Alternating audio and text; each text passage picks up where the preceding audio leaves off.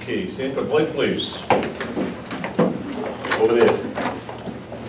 I pledge allegiance to the flag of the United States of America and to the republic for which it stands, one nation, under God, indivisible, with liberty and justice for all. Okay. How about motion on the minutes? Second. Any discussion? All in favor? Aye. Aye, that's unanimous.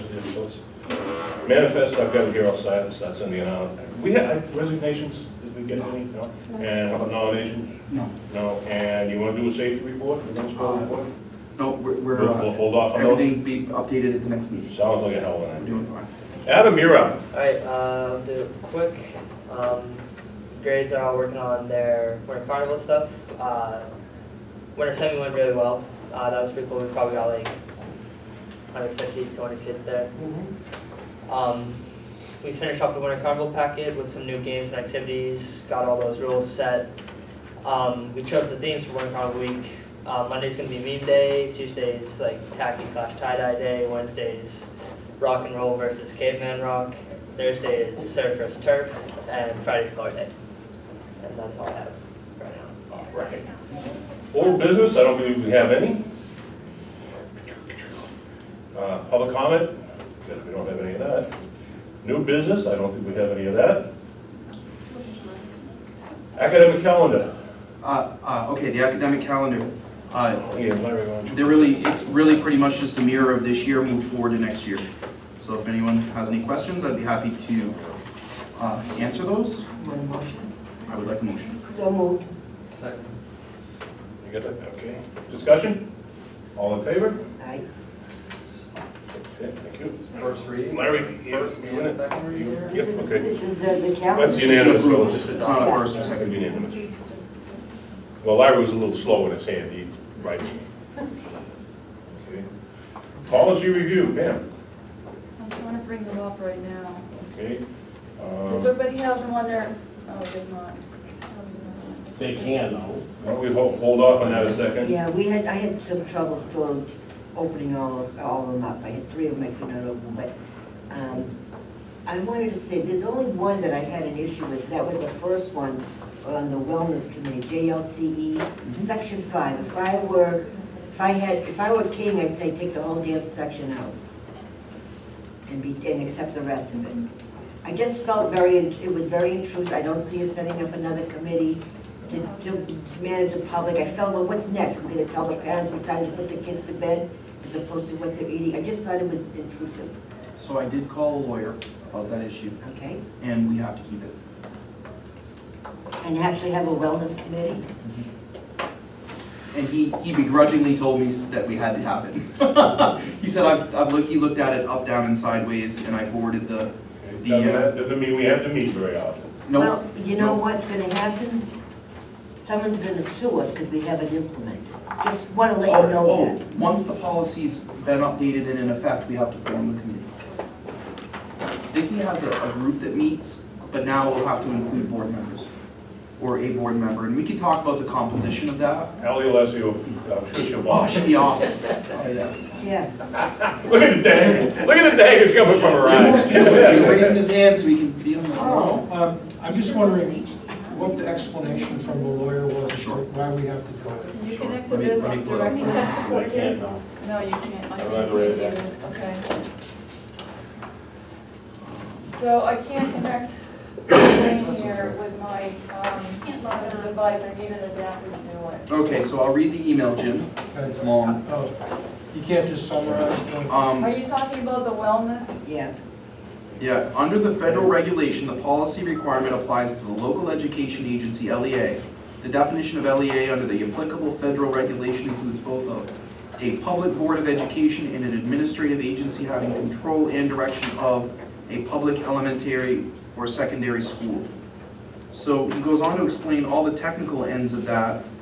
And then he goes on to say, as suggested, there are other arguments which would support a conclusion that neither state nor federal laws or regulations require a board committee. For instance, the board might satisfy the participation requirement through the policy approval and review process as opposed to direct involvement in the committee itself.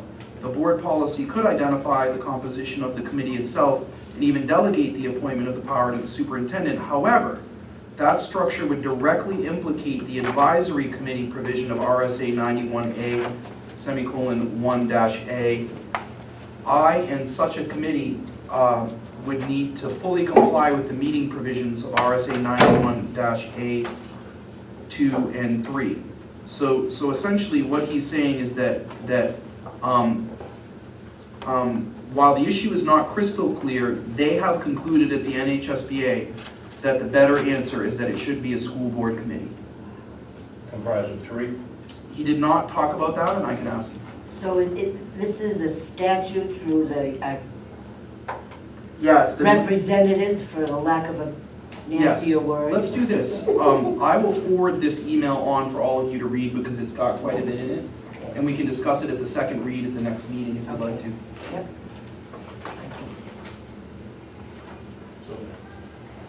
These are the right letters now. Thanks, Tom. I like that. You're welcome. So it does say we have to establish school official, yes, or someone responsible for implementation and oversight. So that implies some kind of oversight entity for the wellness Goes on to program. the superintendent's office and any other duties that may be required. Right. And designate one or more officials to ensure participation by many stakeholders. So, Yeah, I will ask Will if we can have one person on the committee, sure. on the board. I'll ask him. Well, there's already a wellness committee here, right? Yes, So that would be just one representative from the school board. I will ask Will if that would be acceptable. I can see Elliot smiling, she wants it so bad. It's okay?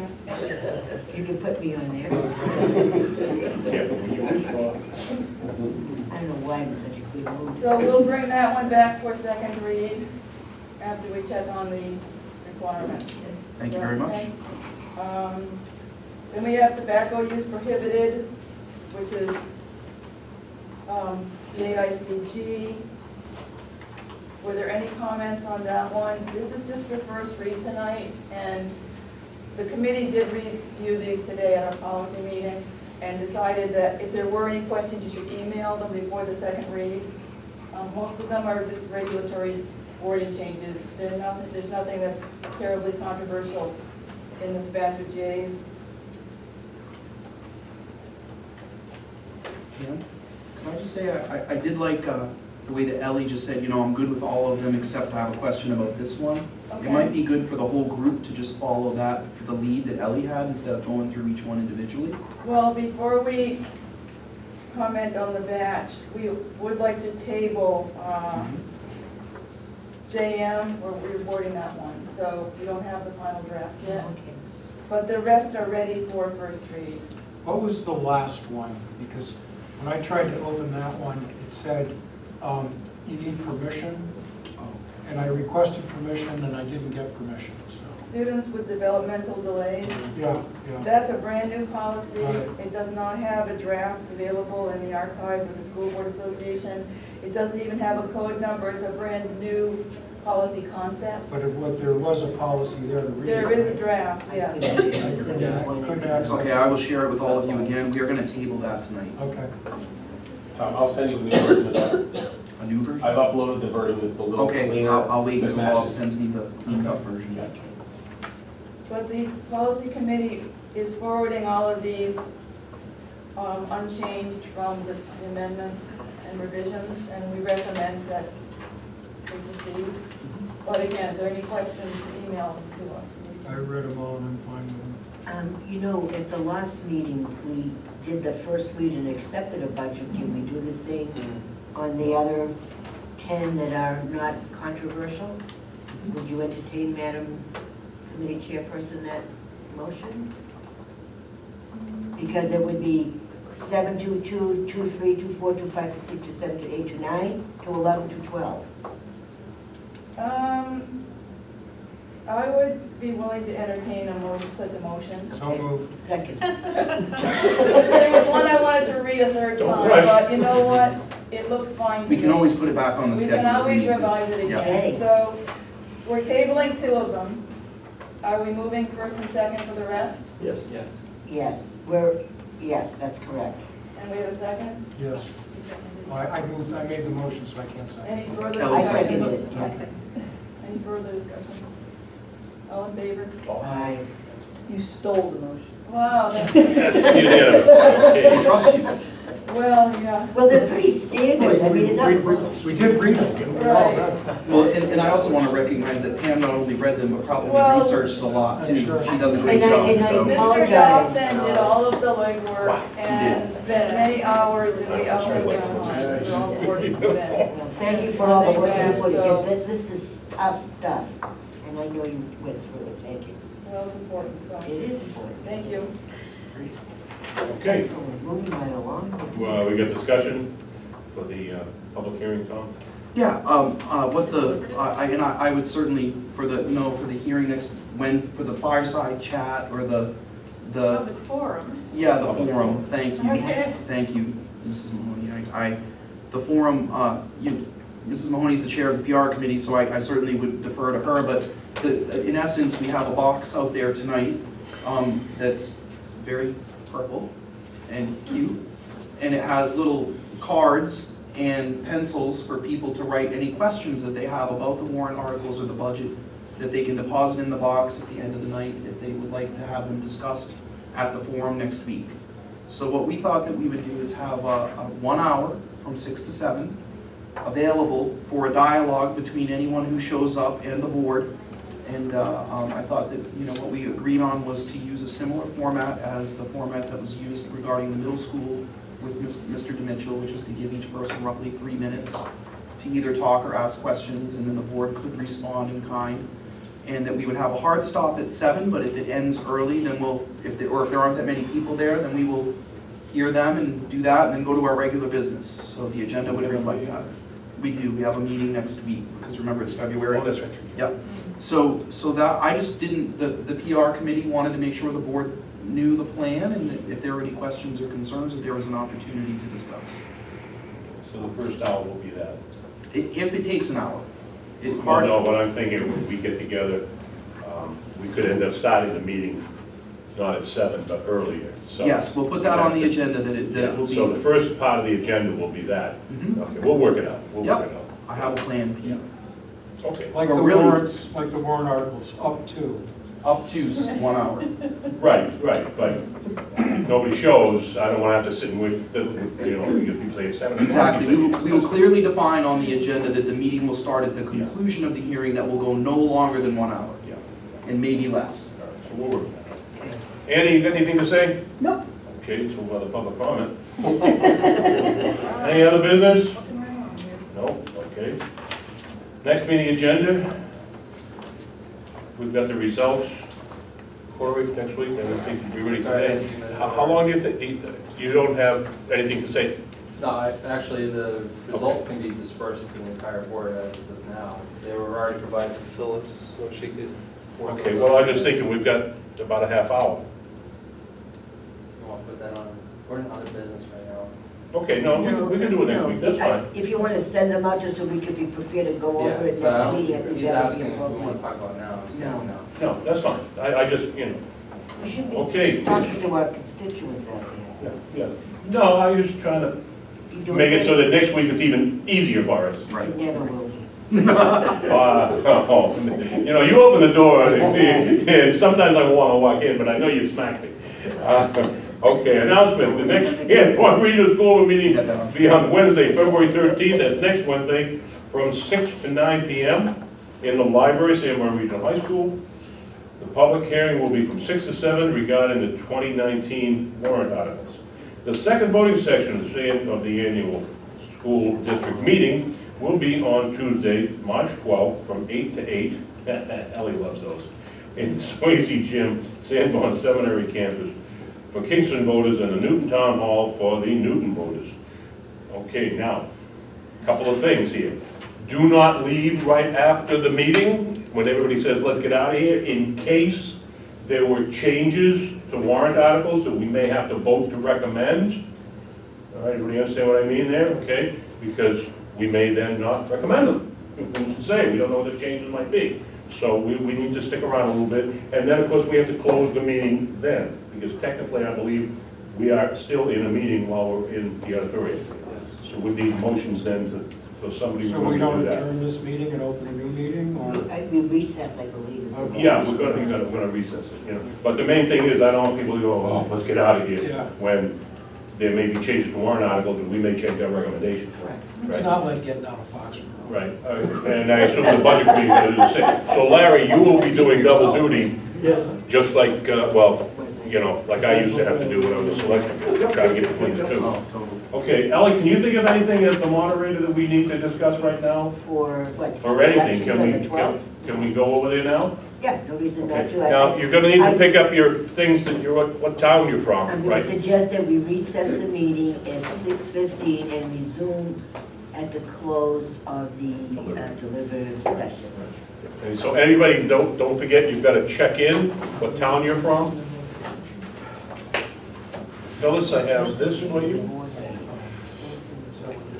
That's a formal. Okay. And I think I'll also give you that too, because I don't think, can anybody think of anything for an agenda next week?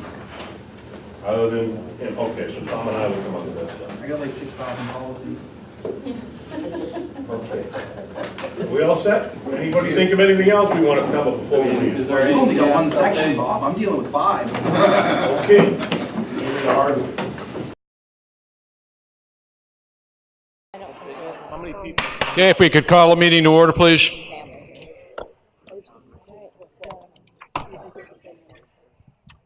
Okay, thank you, and welcome to the annual school district meeting, the deliberative session for Salmon Regional High School. And there's no line out there, so that tells you something. So I'll start right now. I was going to wait a few minutes, but it's just after 7, so I'd like to get started on time if we could. So we'll start the meeting with a pledge of allegiance. We have these 3 young ladies, Amelia Earnshaw, Diana Gibson, and Sarah Monroe, to lead us in the pledge of allegiance, and then they're going to do the Star Spangled Banner afterwards. Here you are.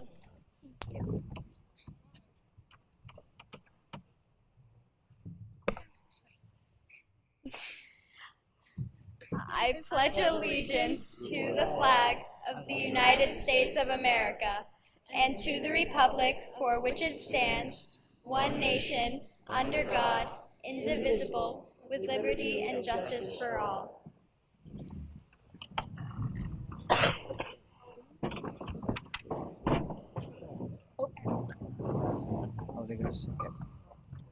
Oh, say, can you see by the dawn's early light what so proudly we hailed at the twilight's last gleaming, whose broad stripes and bright stars through the perilous fight o'er the ramparts we watched were so gallantly streaming, and the rocket's red glare, the bombs bursting in air, gave proof through the night that our flag was still there. Oh, say, does that star-spangled banner yet wave o'er the land of the free and the home of the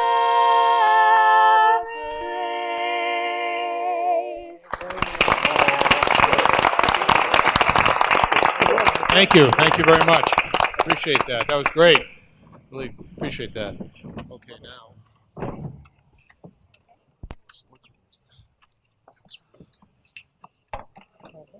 We're live. Can you hear it all right? Okay, we apparently have a little bit of a shortage of mics, but we're doing okay. Can everybody hear me okay? Okay. No. Hey, Scott, can you turn up the volume a little bit, please? Okay, so let me just make a couple of introductions here, starting with my left, going to right. Can you hear it? Okay, we have Phyllis Kennedy, the district clerk, Michelle Croto, the business administrator, Tom Ambrose, our superintendent, Peter Phillips, the legal counsel, and Electra Alicio, the school board, Corey Mason, Tammy Mahoney, Jim Baker, Larry Heath, and Dr. Pamela Brown, who's the vice chair, and Peter Broderick, who is the chair of the school board. And beyond that, we have Andy Collier, the chair of the budget committee, Charlton Swayze, the vice chair, Sandra Rogers Ostolo, Jack Kozak, Mary Sear, Jim Doggett, and Cheryl Gannon. My name is Rick Russman. I'm your moderator for the evening, and I thank you for the opportunity to do that. A couple of housekeeping things. Any non-registered voters outside of the, obviously we have the superintendent and the lawyer, a few folks up here, a couple of them. Anybody that's not a registered voter, upstairs, please, and that would segregate those. And if there's anybody that has a question about whether somebody's a registered voter, bring it to our attention, and we'll deal with it immediately, and if necessary, they'll be sorry. Okay, a couple of ground rules. Obviously, wait till you're recognized, if you will. No personalities. Don't say, well, so-and-so said, thus, no names. You want to say the previous speaker said, or I disagree with this previous speaker, or I support the previous speaker, what have you. That's fine. That's certainly appropriate, but let's be respectful and kind, and we'll get through the evening in good fashion. So, having said all that, the second session of the annual meeting is going to be on March 12th, Tuesday the 12th of March coming up, and you'll be voting by ballot on all these articles that we have before us. And the Kingston folks are going to be at the Swayze Gymnasium at 8, it's open 8 to 8, and in Newton they'll be voting at the Newton Town Hall, also open 8 to 8. And then we'll have the election of the school district officers, the moderator, and the budget committee. And you can see that in the town report there, the annual report, and school report if there's any question. And that's Article 1, all those votes. And then Article 2, general acceptance of reports. Shall the reports of the school district agents, auditors, committees, or officers chosen be accepted and placed on file? Do I have a motion here? So moved. Okay. Second. Any discussion? If there's not, that'll appear on the ballot as presented. Number 3, Article 3, operating budget. Shall the Sanborn Regional School District raise and appropriate an operating budget, not including appropriations by special warrant articles and other appropriations voted separately, the amount set forth on the budget posted with a warrant, or is amended by vote at the first session for the purposes set forth therein, totaling $35,887,933. Should this article be defeated, the default budget shall be $35,618,920, the same as last year, with certain adjustments required by previous action of the Sanborn Regional School District or by law, or the governing body may hold one special meeting in accordance with RSA 40:13, Roman numeral 10 and 16, to take up the issue of a revised operating budget only. This warrant article does not include appropriations in any other warrant article. It's recommended by the Budget Committee in favor 5 and 3 opposed, and recommended by the Sanborn Regional School Board in favor 4 and opposed were 2. The operating budget estimate tax impact, Kingston $1.23 per thousand, Newton $1.32 per thousand, and the default would be Kingston 105 per thousand and Newton 109. Do I have a motion on the operating budget? So moved. Okay, Ms. Collier. Do I have a second? Second. Okay, Ms. Collier, recognize you.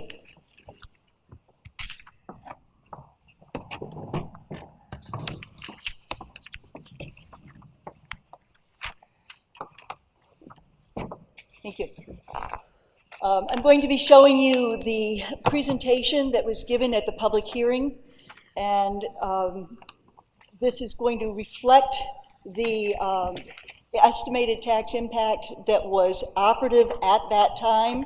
It will be a little bit different from what is on your warrant article before you, The operating budget estimated tax impact is under the purview of the business administration and the school board, and one of the members of the school board will come up and show you what the difference is for that.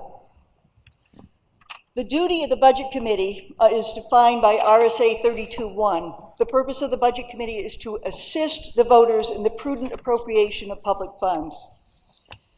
The overview of the budget proposal presentation is that I'm going to show you budget history, go through a little bit of the budget preparation process, the superintendent's recommendations, summary of the cost categories and changes, the Budget Committee's proposal to you here tonight, the estimated tax impact, which I said is changed a little bit from this presentation, and the next step. Please note that this proposed budget does not include costs from the proposed staff increases and other warrant articles that you're going to learn about tonight. In fiscal year 17-18, which is the last completed school year, the actual expenditures were $33,716,749. Our current budget is $35,148,000, which is 4% over the actual of fiscal year 18. The superintendent proposed a budget of $112,427, which was 2.74 over fiscal year 19, which is the current operating year. The Budget Committee initially proposed $35,817,933. The school board suggested a modification of an increase of $70,000, and the Budget Committee accepted that proposal and is presenting that to you here tonight. The process is that the principals and department heads create budgets. They look through line by line what they have needs for. The superintendent reviews and then recommends to the school board. The school board then reviews and recommends to the Budget Committee. The Budget Committee prepares a budget proposal. The school board and the Budget Committee meet together to seek agreement on a budget proposal, and then the Budget Committee presents to you here tonight. In the beginning, as I said, the superintendent made a request of an increase of $964,420 over the current operating budget. The school board forwarded that recommendation to the Budget Committee with no change. This is a picture of the budget costs. As you can see, 71% of the costs are in salary and benefits, 16% are in services, and the rest are divided up amongst our smaller portions of the budget. The recommended budget summary of changes to the categories, these are from the superintendent's initial recommendations. He proposed increases at Bakey and Memorial. At Bakey of $16,051, at Memorial a net increase of $11,930. He proposed a middle school decrease of $18,560 and an increase in the original proposal of $101,551 at the high school. However, we later found out that that included $64,900 in a double counting of a staff, so it actually isn't that high. Special ed has an increase of $233,642, and most of that is in the default budget, you'll see as you learn later. There was an athletics increase of $32,044 and technology needs of $189,000. Some highlights are the special education driven needs are mandated, and they're also in the default budget. The yearly tuition is increasing 8%, and there are contracted service provider increases as well. There's needed investment in the technology infrastructure. There are programming needs for students, books for elementary classrooms. There's a tuition increase at the Seacoast School of Technology and additional extracurricular opportunities. The Budget Committee initial proposal was a reduction of 0.8% from the superintendent's request by a change of $294,494. Again, the school board requested that we increase that by $70,000, and we agreed. So our proposal is $224,294 less than the initial proposal from the superintendent, or 0.6%. The difference from the current year is an increase of 2.11%. The difference from the default is an increase of $269,013. For the schools, the details for the changes that the Budget Committee recommended are 10,000 and more books for Bakey and for Memorial.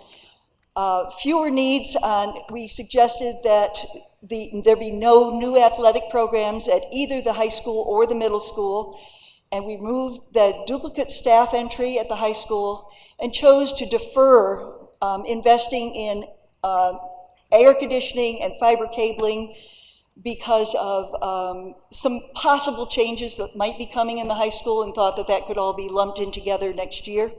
If that happens, no new athletic programs and the higher Seacoast School of Technology. So the total changes that we recommended were a reduction of 0.58%, but actually without the duplicate staff entry that was in the high school, the proposal that we had was 0.3% less than the superintendent's initial proposal. In the rest of the district, transportation and other savings have been identified by the superintendent, amounting to $79,632 in our negotiations. So that's another 0.6% less. The total for the schools and the district is a total reduction, as I said, of $224,494, or 0.6% less than what the superintendent initially asked for. We know that the budgets are high, we know costs are high, we've watched these things. This is a cost per student of comparable students, comparable schools, K through 12, comparably sized in nearby states, or nearby counties, sorry. You can see that except for Oyster River, we're very much up at the top. We looked into where that is from. When we look at the high school, recent savings at the high school have brought the high school costs into the middle. And we felt that this is a very bare bones budget for the high school for this next coming year. For the middle school, our costs exceed comparable communities. And that's going to be something that will be decided how that can be done. Right now, we don't feel that there's any way to address those without damaging education. In the primary grades, the cost per pupil is also very high. And this is corroborated by studies from NESDEC and studies that we've done independently as well as a part of the Budget Committee. So it's pretty much shows that there's not much that we can do with our current configuration of schools and with the current enrollment. The estimated taxes to be raised are comprised, there's a proposed budget and there's a default budget, and then there's estimated revenues. If you look, you'll see on your addendum, you'll see a lot of detail on all the expenses and all the increases and all the changes to spending in the various categories that I just gave you a summary of. You'll also see estimated revenues detail in there. The estimated revenues that are coming into the district from other sources is $10 million. So that means that the amount to be raised by taxes is all the rest of the budget. And that amounts to $25,774,653 with the proposed budget, or with the default budget, slightly less, $269,000 less, at $25,505,640. If we look at revenue detail, this is some of the detail of the information that you're going to be finding in slides 15 to 18 in more depth. The tuition that is paid by Fremont students to come here is going to be about $4 million. Again, this year that stayed pretty level.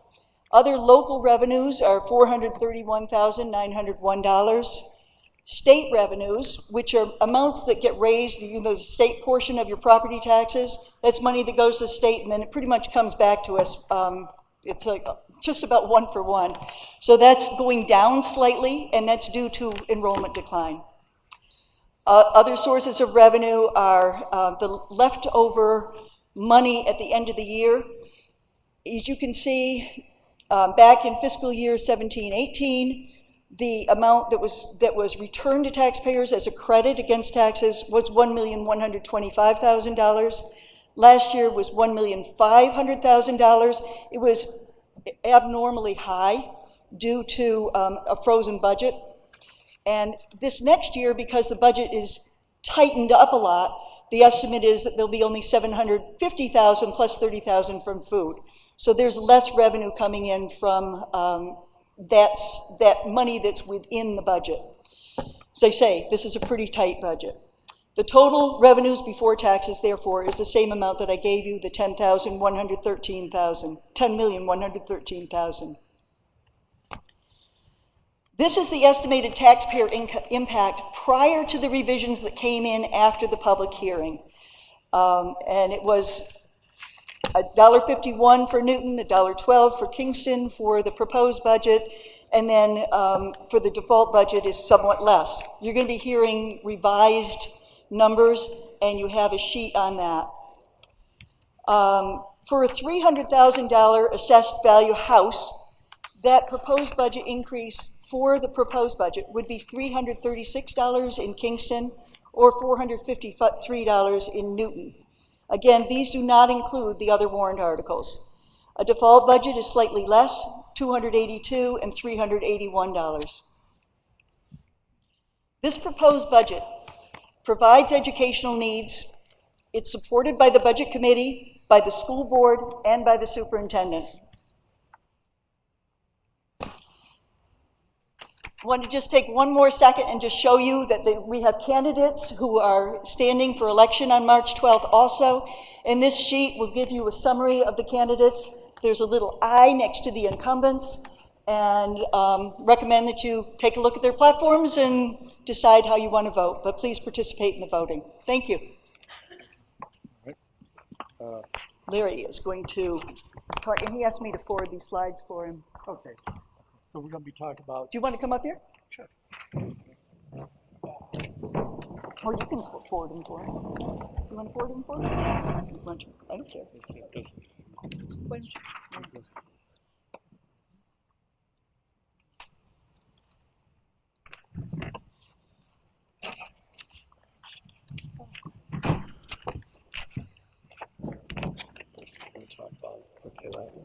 Yep, here you go. You just push this button. We're going to be talking about the default budget and give you a little information on it. The default budget will come into effect if Article 3 is defeated. The default budget will be $35,618,920. This is essentially the same as last year's budget with a few changes that includes items required by law, one-time expenses removed, and etc. The estimated cost input for the town of Kingston, this is an estimate, and only an estimate, a best guess, is $1.05 per $1,000 of your taxable property. Newton is $1.09 per $1,000 of property. So,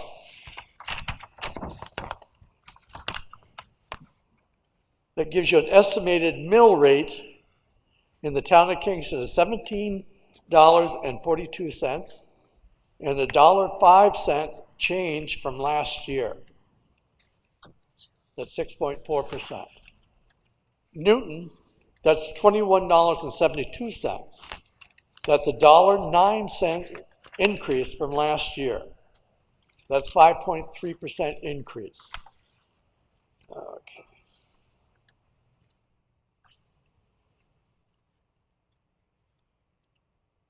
The mill rate is on your sheet number 26 in your paper. As you can see, it says the proposed mill rate for Kingston is going to be $1.23. For a house, $275,000 home would come up to about $338 increase per year. The default mill rate is going to be $1.05, which will bring it up to $289 per year. That would be the increase. As you can see, the rest of them are pretty much self-explanatory. The estimated property impacts for the default budget for a $275,000 home in Kingston will be $4 million, I'm sorry, $4 million, we all will move. Okay. $4,791. The change from fiscal year 18-19 would be an increase of $289, which is actually a 6.4% increase. Newton, for a $275,000 home, would be $5,973, which would be a $300 year increase, which is 5.3%.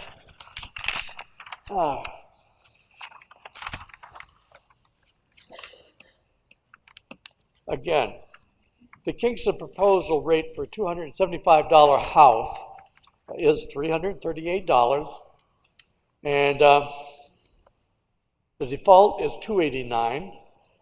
Professional staff contract, and $94 of that $289 would be that. $17 would be the support staff contract. Ice hockey would be 0.03 cents. And the total for the budget would be $403. That's for Kingston. That was, and slide number 27, this is for Newton. The mill rate for the default budget will be $1.09 for a $275,000 house. It'd be $300. Professional staff contract would be $121, which is a mill rate of 0.44 cents. Support staff contract, 7 cents, $19 total. And the total with default budget for 19-20 is $1.61 or $443. One more. This is a 5-year history budget. Now I'll let you people read it and look at it. It's pretty much self-explanatory. And that is all I have. Okay. Back to you. Thank you. Thank you, Larry. You bet. Thank you. Okay. Yes. Okay. Any questions, comment, discussion, or debate on the budget? If there is not, yes, go ahead. Is it Mr. Patrick? Patrick. Oh, microphone. I think it's over on that podium there, right there.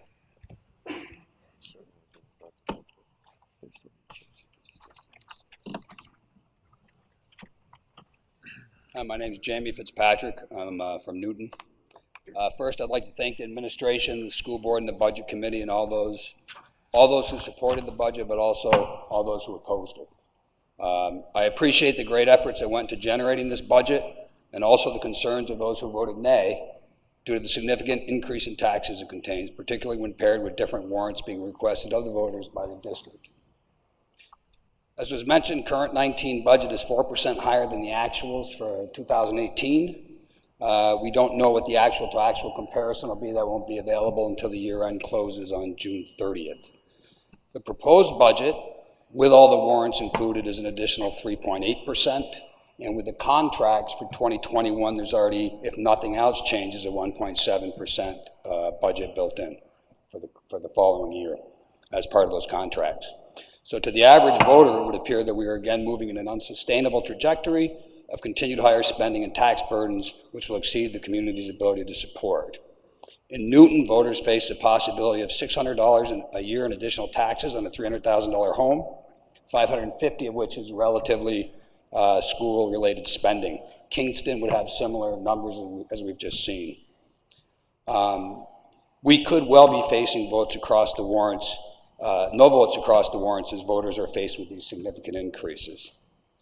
However, I do recognize the structural issues that are being discussed, and I'm pleased that we are taking a hard look at these areas to find the best manner in which to right-size our district to support our demographic realities, while at the same time improving children's learning experiences and educational performance. It is my hope that through the discovery process and the public discussions on the topic that we as a community can find the proper balance that we need to find for the good of all members of the community. We need to provide a quality education for our students. We need to do so in an economically sound and sustainable manner. I ask the administration, the school board, and the budget committee to expedite their structural review and also to not wait until next year's budget season to start immediately working to develop a plan for 2021 that reverses current increased spending and taxes trajectory and finds a way to creatively both improve the educational outcome for our students and do so at a reduced burden to the taxpayers. Thank you. Thank you, Jim. Okay, any other comment, debate, or discussion on the budget? If there is none, it will appear voted on the ballot in March. Okay. Mr. Moderator. Mr. Yes. Motion to restrict reconsideration of Article number 3. Second. Okay.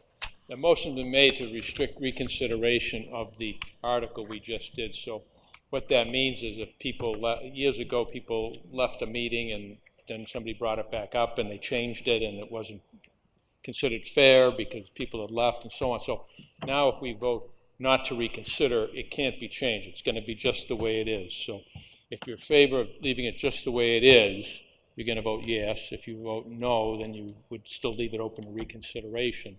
Okay, so if you're in favor of leaving it just the way it is, we'll vote on this in March. Signify so by saying aye. Aye. Those opposed say no. Okay, it will not be reconsidered. Article number 4. Professional staff collective bargaining agreement. Shall the Sanborn Regional School District approve the cost items included in the collective bargaining agreement for professional staff reached between the school board and the Sanborn Regional Education Association, which calls for the following increases in salaries and benefits at current staffing levels over the amount paid in the prior fiscal year. Year 1, 1920 to 20, $508,964, and year 2, 20 to 21, $529,794, and further to raise and appropriate the sum of $508,964 for the year 2019-20 fiscal year, such sums representing the additional costs attributable to the increases in salaries and benefits required by the new agreement over those of the appropriation at the current staffing levels, recommended by the Budget Committee. 4 in favor, 3 opposed, 1 recusal. Recommended by the Sanborn Regional School Board, 6 in favor, none opposed. And then the estimated tax impact: Kingston 34 cents per thousand, Newton 44 cents per thousand. Do I have a motion here? Yes. Okay. Do I have a second? Okay, second. Discussion on Article 4. Yes, Mr. Jim. I've been asked to give some additional information about Article 4. Also 5, 6, and 7. We'll do them in order. Article 4, as we read, was professional staff collective bargaining agreement. Can everybody hear me okay? This proposed agreement defines the terms of employment, including salaries and benefits. Hold on just a minute, Jim. Can everybody hear okay? Okay, he can't hear me. So Scott, first to Scott, wherever you are. Okay, can you turn up the volumes a little bit, or what would you suggest? Is he? All right. Oh, it's just. Testing. Okay. Okay. Rick, if you Thank you. talk in a little closer. Okay, and I need to talk in a little closer too, I guess. Okay. Can you hear me now? Okay, thank you. Okay, go ahead. Okay. This proposed agreement defines the terms of employment, including salaries and benefits between the school district and the professional staff. The agreement covers approximately 175 employees. The term professional staff refers to teachers, including special education. also guidance counselors, occupational therapists, and other specialists. The proposed agreement is for 2 years, and under this agreement, the salaries, including benefits and all other costs, are in addition to the previously discussed operating budget. According to the business administrator, based on current staffing, the estimated increased cost of the first year is $508,964. The cost of the second year is $529,794.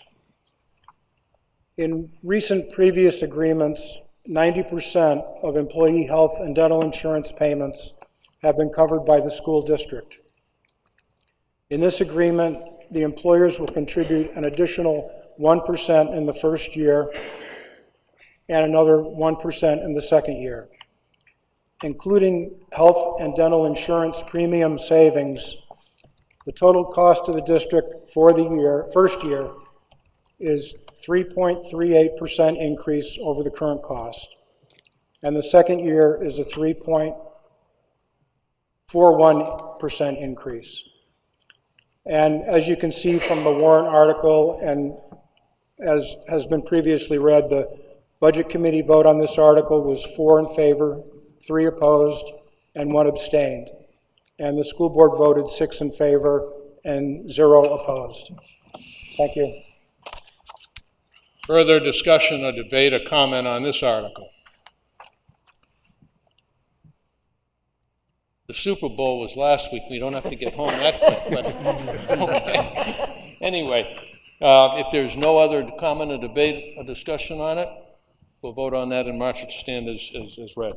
Mr. Moderator. Yes. Make a motion to restrict reconsideration of Article number 4. Second. Okay, the motion's been made again. Somehow I think we're not going to be long enough to reconsider anything, but the way we're going. But the motion's been made again to not reconsider this article.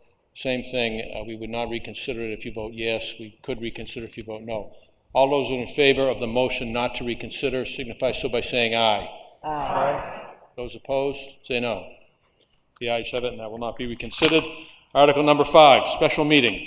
Professional staff collective bargaining agreement. Shall the Salmon Regional School District, if Article 4 is defeated, authorize the governing body to call one special meeting at its option to address Article 4 cost items only. Recommended by the Salmon Regional School Board, in favor 6, 0 opposed. Do I have a motion on this? So moved. Second. Discussion. Again, I've been asked to give some detail about this. Article 5, special meeting, professional staff collective bargaining agreement. In the event Article 4 fails to pass at the polls in March, a yes vote on this article authorizes the school board, at their option, to hold another public hearing and public vote on the professional staff contract. It is essentially a do-over, possibly with a new proposed agreement, but not necessarily. A no vote means the public vote on March 12th is final. Any questions or comment on this article? Mr. Bates. Yes, correct, Ms. Bates.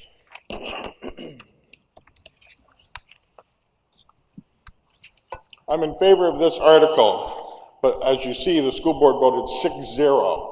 So I would hope that the chair of the school board and other board members will support the teacher's contract so we don't have to come to this. And since the budget committee supported it as well, I would hope that the chair of the budget committee would support the previous warrant article and campaign for our teachers so we don't continue to lose them to Bedford. Thank you. Okay. Further comment? Yes, lady up here. And if you would come down and just so we can have your name on the record here, if you could just say what your name is. You don't have to say what town, because we're a unified district. And if you could spell your last name, that'd be great, just so we get an accurate record. That's okay. My name's Deborah Mullen. I'm from Kingston. Speak right into if you can, a little bit, because that has to pick it up. What is again the name? My name is Deborah Mullen. I'm from Kingston.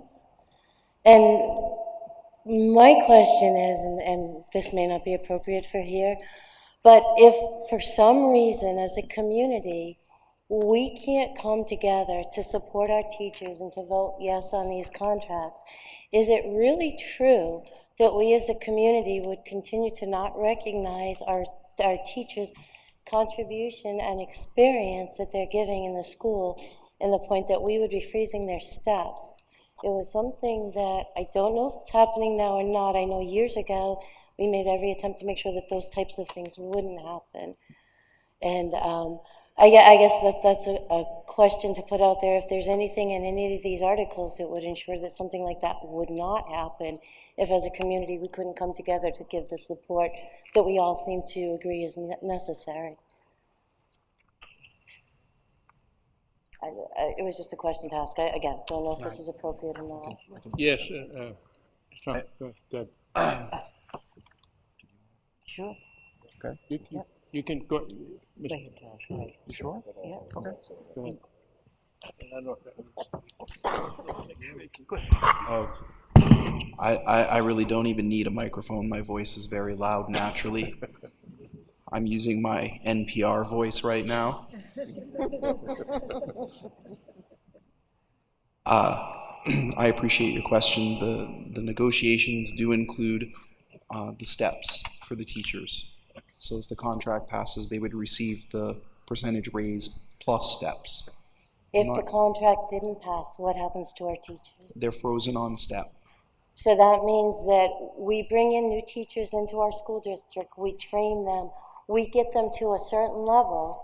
After we've made this investment into them, we no longer support them and do anything to retain them. If we continue to... Okay. Yep. If you want to ask your question, we'll see what we can get for an answer. Yeah, the answer is that you are correct. If the contract doesn't pass, they're frozen at step. That is the And are there any of these things that could be modified to change that? No. So Forever within our community, or just not for this voting session? The purpose of the article is to, if it doesn't pass, is to take another look. That we could revisit it? Take another Exactly. Yes. That is the purpose Okay. of this article. Okay, thank you. You're welcome. Further, Mr. Russman? go ahead, Jim, and then The question of steps was brought up, and I just want to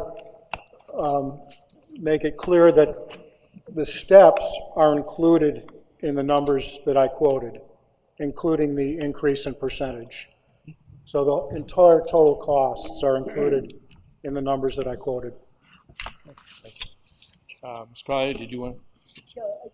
One of the speakers said that he would like us all to support this contract. I want to say that at every single meeting in planning the budget, comments were made by both budget committee and at school board meetings and by the administration how important passing the staff contracts are.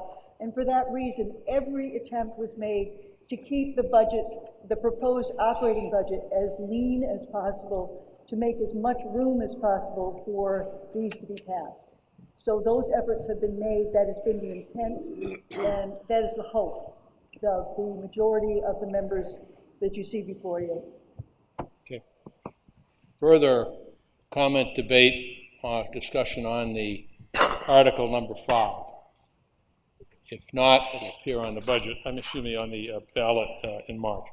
Article 6, support staff collective bargaining agreement. Shall the Sanborn Regional School District approve the cost items included in the collective bargaining agreement for support staff reached between the school board and the Sanborn Regional Education Association, which calls for the following increases in salaries and benefits at current staffing levels over the amount paid in the prior fiscal year. Year 1, 2019-20, $85,173. Year 2, 2020-21, $91,480, and year 3, 2021 and 2022, $86,068, and further raise and appropriate the sum of $85,173 for the 2019-20 fiscal year, such sum representing the additional costs attributable to the increase in salaries and benefits required by the new agreement over those of the appropriation at the current staffing levels, recommended by the Budget Committee. 5 in favor, 3 opposed, recommended by the Sanborn Regional School Board, 6 in favor, 0 opposed, estimated tax impact Kingston 6 cents on 1,000 and Newton 7 cents on 1,000. Do I have a motion here? Okay, second. Second. Okay. Does anybody wish to speak to the motion? Additional details on the Article 6 support staff collective bargaining agreement. This proposed agreement defines the terms of employment, including salaries and benefits, between the school district and the support staff. The agreement covers approximately 74 employees. The term support staff refers to paraprofessional educators, plus certain secretaries and office staff. This agreement is for 3 years. Under this agreement, the salaries, including benefits and all other costs, are in addition to the previously discussed operating budget and the professional staff collective bargaining agreement. According to the business administrator, based on current staffing, the estimated cost of the first year, again, is $85,173. The cost of the second year is $91,480. And the cost of the third year is $86,068. In recent previous agreements, 90% of the employee health and dental insurance payments have been covered by the school district. In this agreement, the employees will contribute an additional 1% of the first year, another 0.5% in the second year, and an additional 0.5% in the third year. Including health and dental insurance premium savings, the total estimated cost to the district for the first year is a 2.78% increase over the current cost. The second year is a 2.91% increase. The third year is a 2.66% increase. And as you can see from the warrant article, the Budget Committee vote on this article was 5 in favor, 3 opposed. The school board voted 6 in favor, 0 opposed. Thank you. Further debate, comment, discussion? Yes, sir. You'd be kind enough to state your name so we get it down for the record. That'd be great. And Dan Guide, Newton, G-U-I-D-E. So I noticed on this article and the other article, there was 3 opposed budget committee members. Could we know who the 3 are and their reasoning why they're opposed to this CBA? well, you posed a question. It doesn't mean that we have to know. They don't have to answer. Right, You're absolutely right. If they choose to, that's fine. If they don't, that's okay too. So, yeah, Mr. Imbo. You certainly would be welcome to review the minutes of the meeting at which they made that vote. Those are posted online on our website.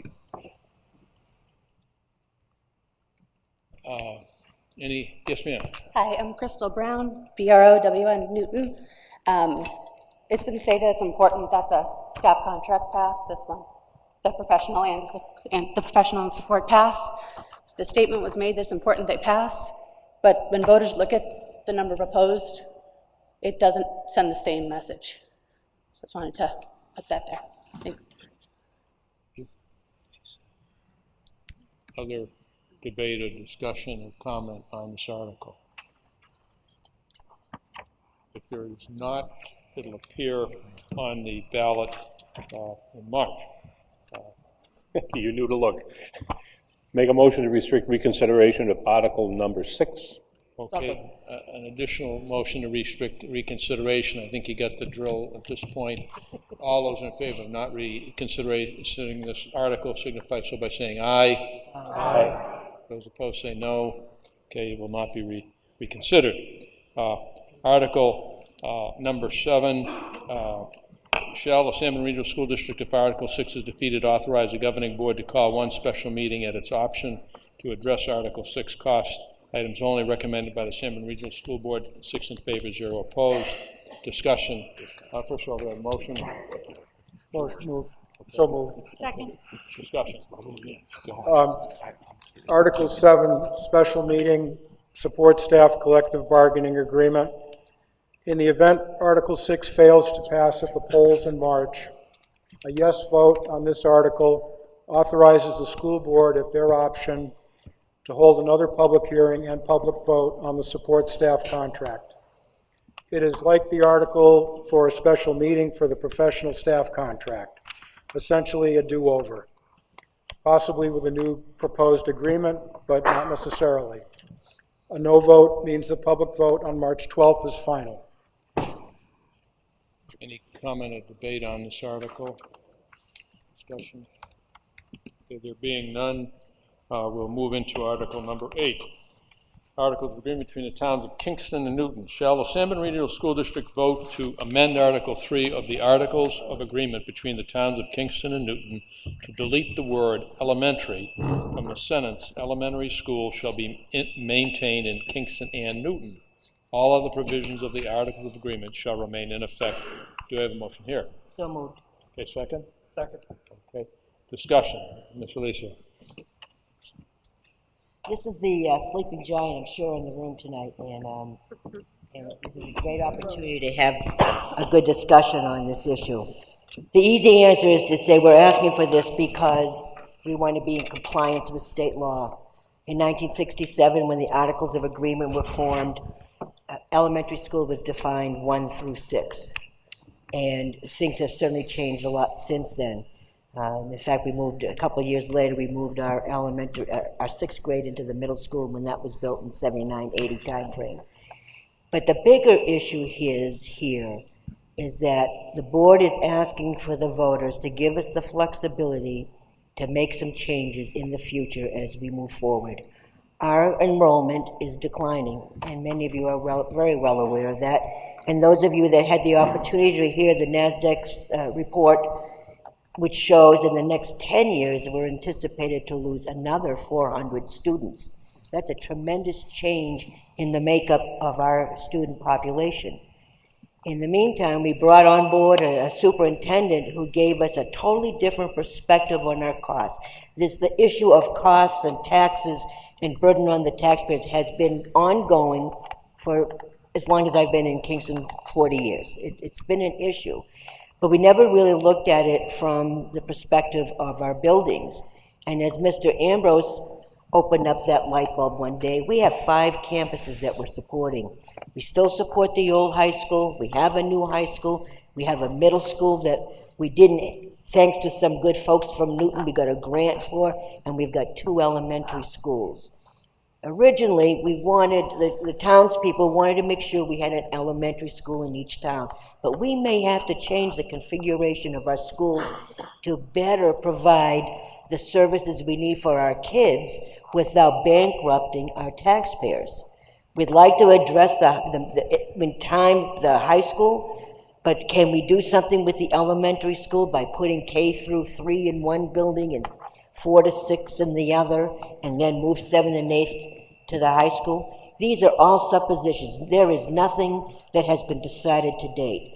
And we're going to have many discussions over the next year or two on trying to make the best decision in maximizing the use of our property, eliminating other structures that we shouldn't have to support because we don't have the population to do so, while also providing some ancillary support services for our average kids so that they learn to read earlier than they may have been without struggling as much. There's some things we need to do to reallocate resources, but in order to do that, we need your permission to not necessarily designate elementary in the 2 buildings in Kingston and Newton. Okay, other comment, debate, or discussion? Yes, ma'am. Come right up. Hello, I am Danielle Paris. I don't know, maybe it's me, but I'm really not sure what this is asking. Shall you vote to amend Article 3 and take out a word, elementary, all other provisions of the articles remain in effect?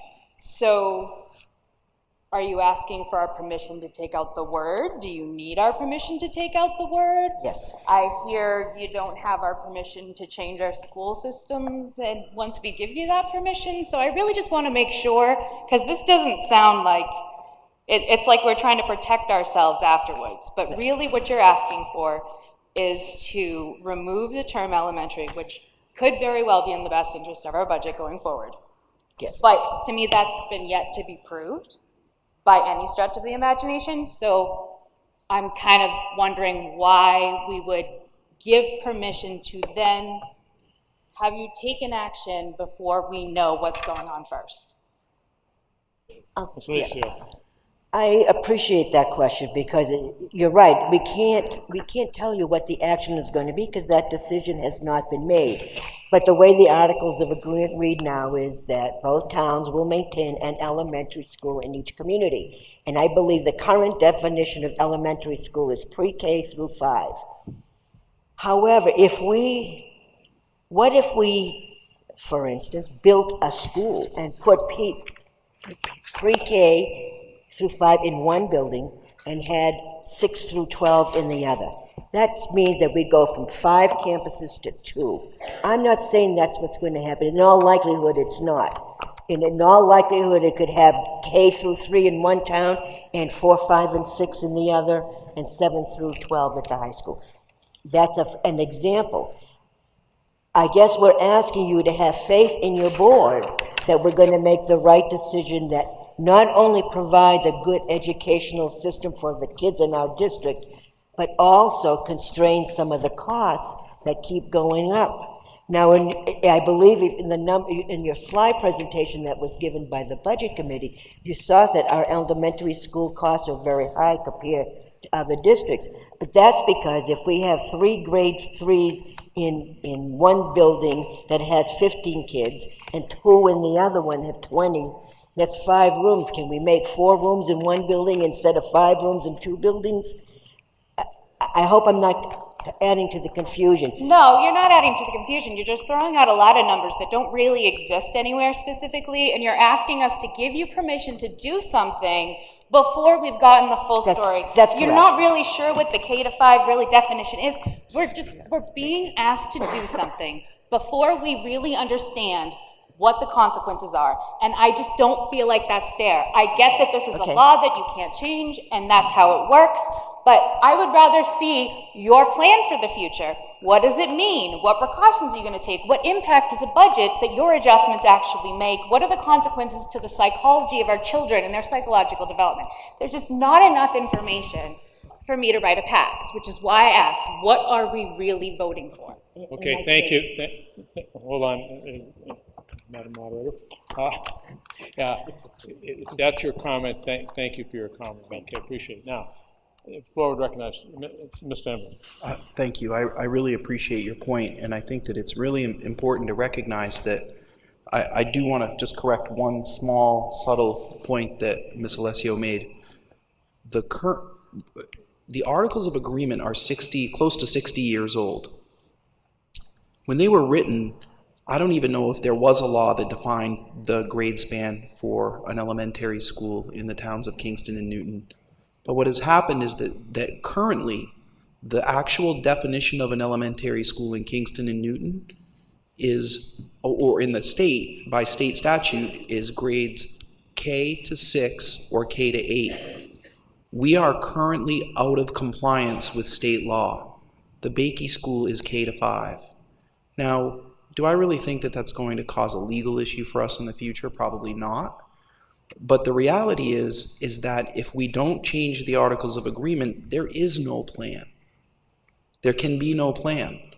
And the board should not, I would not recommend that the board expend significant resources and administrative time.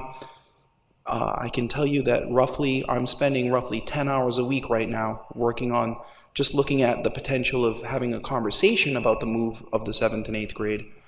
To reconfigure the middle schools would be a significant cost to the district, and until the Articles of Agreement are modified, we can't have a conversation. There has to be a K-6 school in each community. Now, I want to remind you that as our enrollments decline, running 5 campuses for 1,600 students is very expensive. Very expensive. As the superintendent, if you advise me as a community through the board to continue to run the system the way it's laid out, I'm happy to do that for you. But we need to have the conversation so that we can make a decision and move forward. I just want you all to hear that The purpose of this is to have that conversation.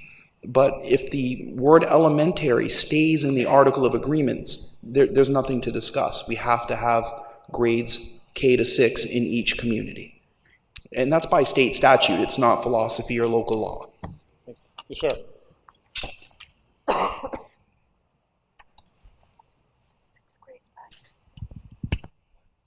Hi, Barry Gluckin from Newton. I think this question, if it's the way I understand it to be, might put you at ease a little bit. The article is asking for permission to remove the word elementary, right? And that is allowing you to have this discussion of different options, and presumably, if this passes, there will be studies, there will be debates, there will be deliberation, and ultimately the administration and the school board will propose and vote on a plan. Am I correct that that plan would then be a warrant article? Or would they just act, or would you simply act on that? Thank you, sir. Please feel free to, our legal counsel is here, but my understanding is that it does not have to be a warrant article. The board could choose to have an advisory warrant article, but the board is authorized to make decisions about the layout of the district and the schools. Practically speaking, though, if Go you ahead. were to significantly... Other comment, that's fine. I'm sorry? Go ahead. I mean, practically speaking, though, if you were going to significantly change the structure, the layout, the number of campuses, there's going to have to be money appropriated with that. You're going to have to make accommodations, right? And it isn't going to be $1,000. It's going to, it's going to cost some money in the short term to save money in the long term, right? Wouldn't that be... Again, I want to be clear that I don't want to speak about anything that isn't a fact. And the facts are that at this time, it's not even a possibility to have a conversation because of the Articles of Agreement. I could only answer your question at the conclusion of a study as to what the cost would be. Yeah, I'm not asking for what those costs would be. I guess what I was asking... Hold on. If you want to ask another question, you're going to have to wait to see if there's somebody else. Okay, you've asked three already, so I'll recognize you again if there's nobody else. Yes, Ms. Gannon. I have two questions. One is, if the word elementary is removed, we could leave it as it is without changing anything, even though that's been removed. So we could maintain exactly what we have, even though the word elementary's been removed. My second question is, oops, we just lost you. Since we're not in compliance, because is that your other question, those two questions? This is my second. I want to get all your questions out, and then we'll recognize you for an answer. Okay. Go ahead, Mr. Ambrose, you'd like to answer that? Yes, and I'm sorry that I was nodding. The answer to your question is yes. If the word elementary is removed, things can be left exactly as they are, and it would change our Articles of Agreement in a manner that would put us into compliance with state law. We are currently not compliant with state law. Further debate or discussion on the article? Mr. Rustin? Yes, sir. Go ahead, come on. But to get you on, so everybody can hear you, and I believe it might be being televised or recorded or something for showing, so we'd like to get you on the big screen if we could.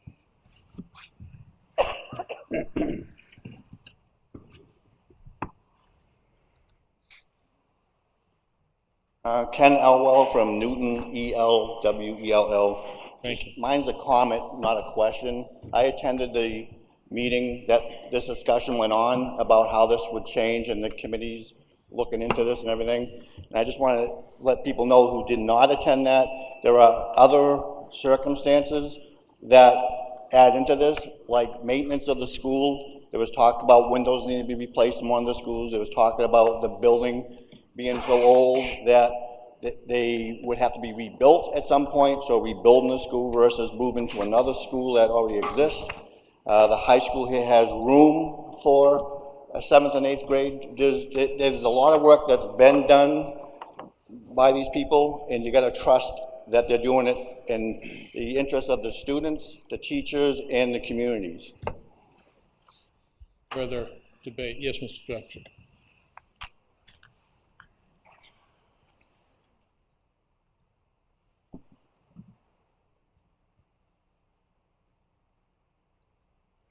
And Jamie Fitzpatrick, I just have really a clarification question. Is this article a supermajority vote requirement or a simple majority vote requirement? 2/3 majority. Two-thirds. Two-thirds. Two-thirds. Should we not then say that on the ballots for the voters to understand that it's a supermajority required? I think that I see the attorney nodding yes, and my guess is that'll appear on the ballot. We can assure you that that'll appear on the ballot. Good point. Okay, thank you. Rick? Yes, go ahead, Mr. Swade. Thank you. Is that too loud? Yeah, wow. Instead of being, I've been on the budget committee this year and watched this warrant article kind of evolve and information come out about it. First, and I have several things to say about it. Not as a budget committee member necessarily, but as a citizen and a graduate from Sanborn who grew up in Newton. I totally disagree that there can't be a discussion or a plan. This lady's right. Come forward with some plan before you go and amend this. This is sort of like your constitution. It's how these two towns operate. Come forward with something. What I heard tonight was, trust me. I don't think that anybody has any malintent here, but if you, the voters, the citizens and the owners of these properties and the parents just want to give up any future decisions on this, yeah, vote for this, because Mr. Gluck didn't get a real good answer. This may not come up as a... Go into personalities, you know, just say that one of the previous speaker. You may not see any of this as a warrant article or as a mixed up warrant article regarding certain costs and whatnot. So this is something to be very, very careful about, not just to enter into. I'm going to ramble a little bit here. Non-compliance. The district's been in non-compliance for years. The Articles of Agreement don't even provide for kindergarten. So I'm not concerned, and I don't think you need to be concerned about so-called non-compliance. One of the things I watched and heard this year was savings. As this whole concept developed, it was going to be savings.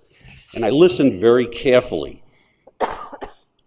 What's being said underneath that, and don't be misled, is if you think, wow, because I initially heard, oh, we're going to save $1 million by closing this, possibly moving these schools or closing them. The real plan is to reallocate that money, or a vast majority of that money. So if you have 3 apples here and you move them over here, you haven't saved any apples, you still got the same 3 apples. And that's really what's going to happen. So it's not going to save anything. That's my opinion. I think one of the previous speakers said something about, yeah, let's see some actual figures. Let's see some actual budget and money figures before you just kind of give up your control of this. And the other thing is that if you read this, there may not be any schools in Newton.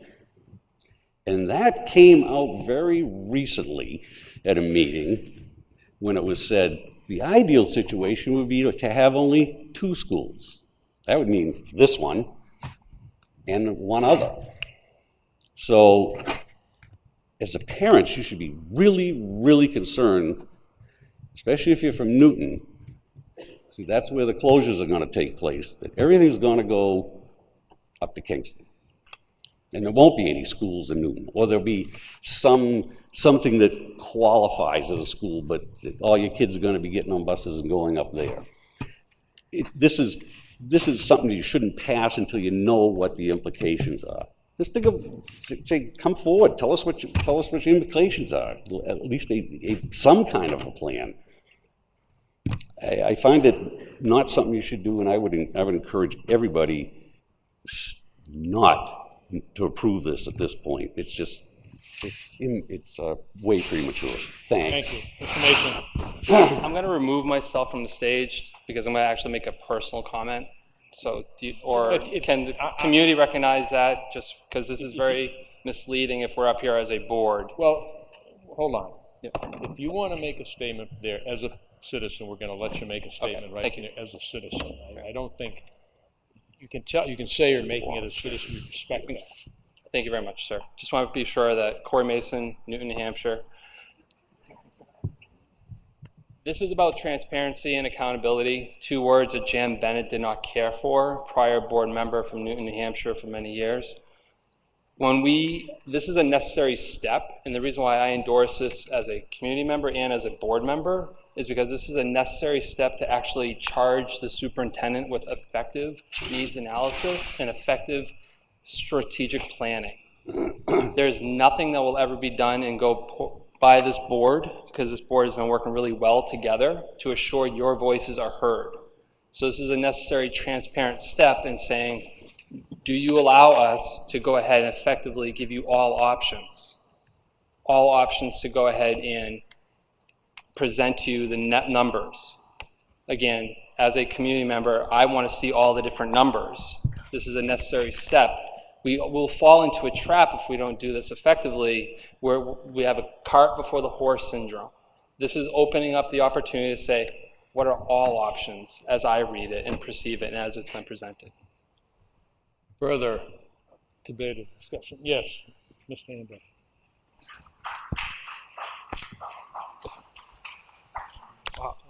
I really appreciate the applause before I speak. Thank you. Those are for me, sir. I think that was for Corey. Yeah. Oh. You're going hard of hearing. Oh, yeah, no.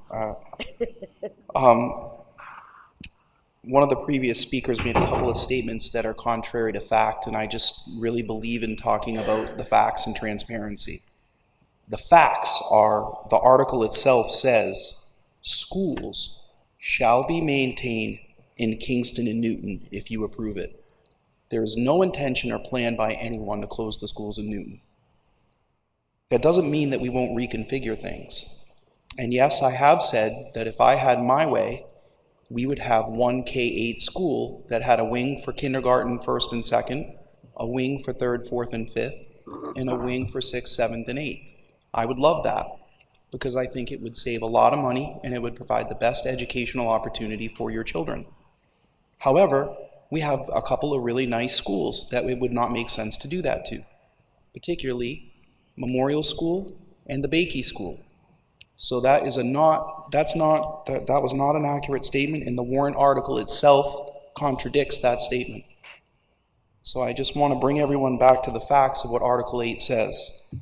Article 8 says to remove the word elementary.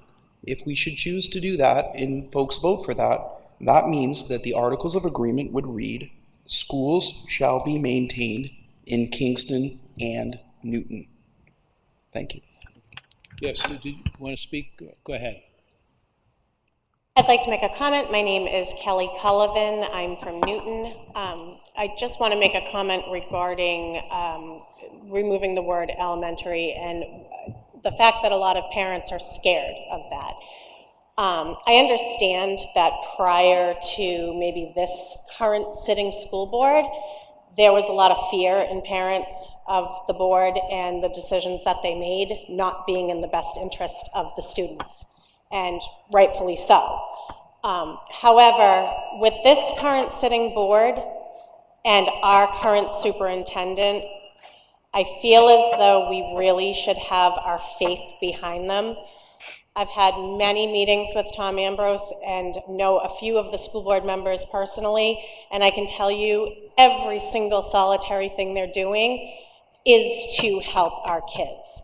And the fear that was implemented and within the parents of years past really needs to try and go by the wayside, because these really are people that we need to have our support behind. They really are trying to do what's best for our kids. Okay, thank you. This other lady here, go ahead, ma'am. Vanessa Matias from Kingston.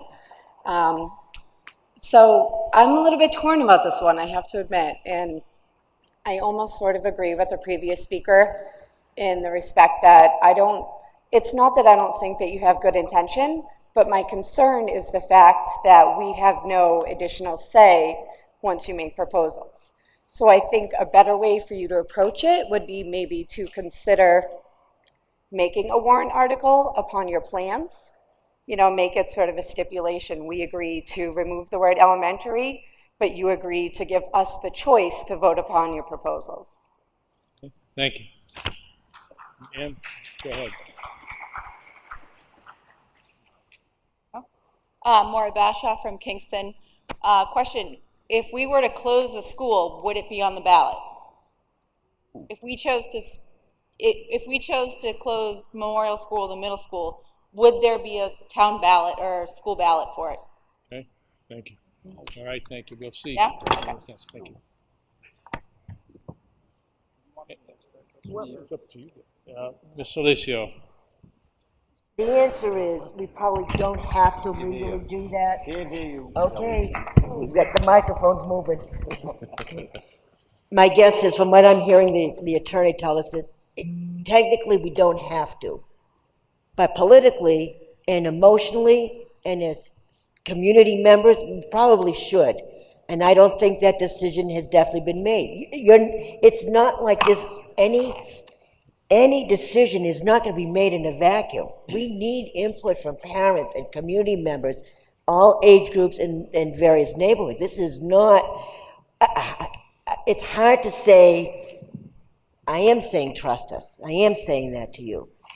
But it's not going to happen in a vacuum. It can't. Any decision has to have your input and participation. Cannot happen in a vacuum.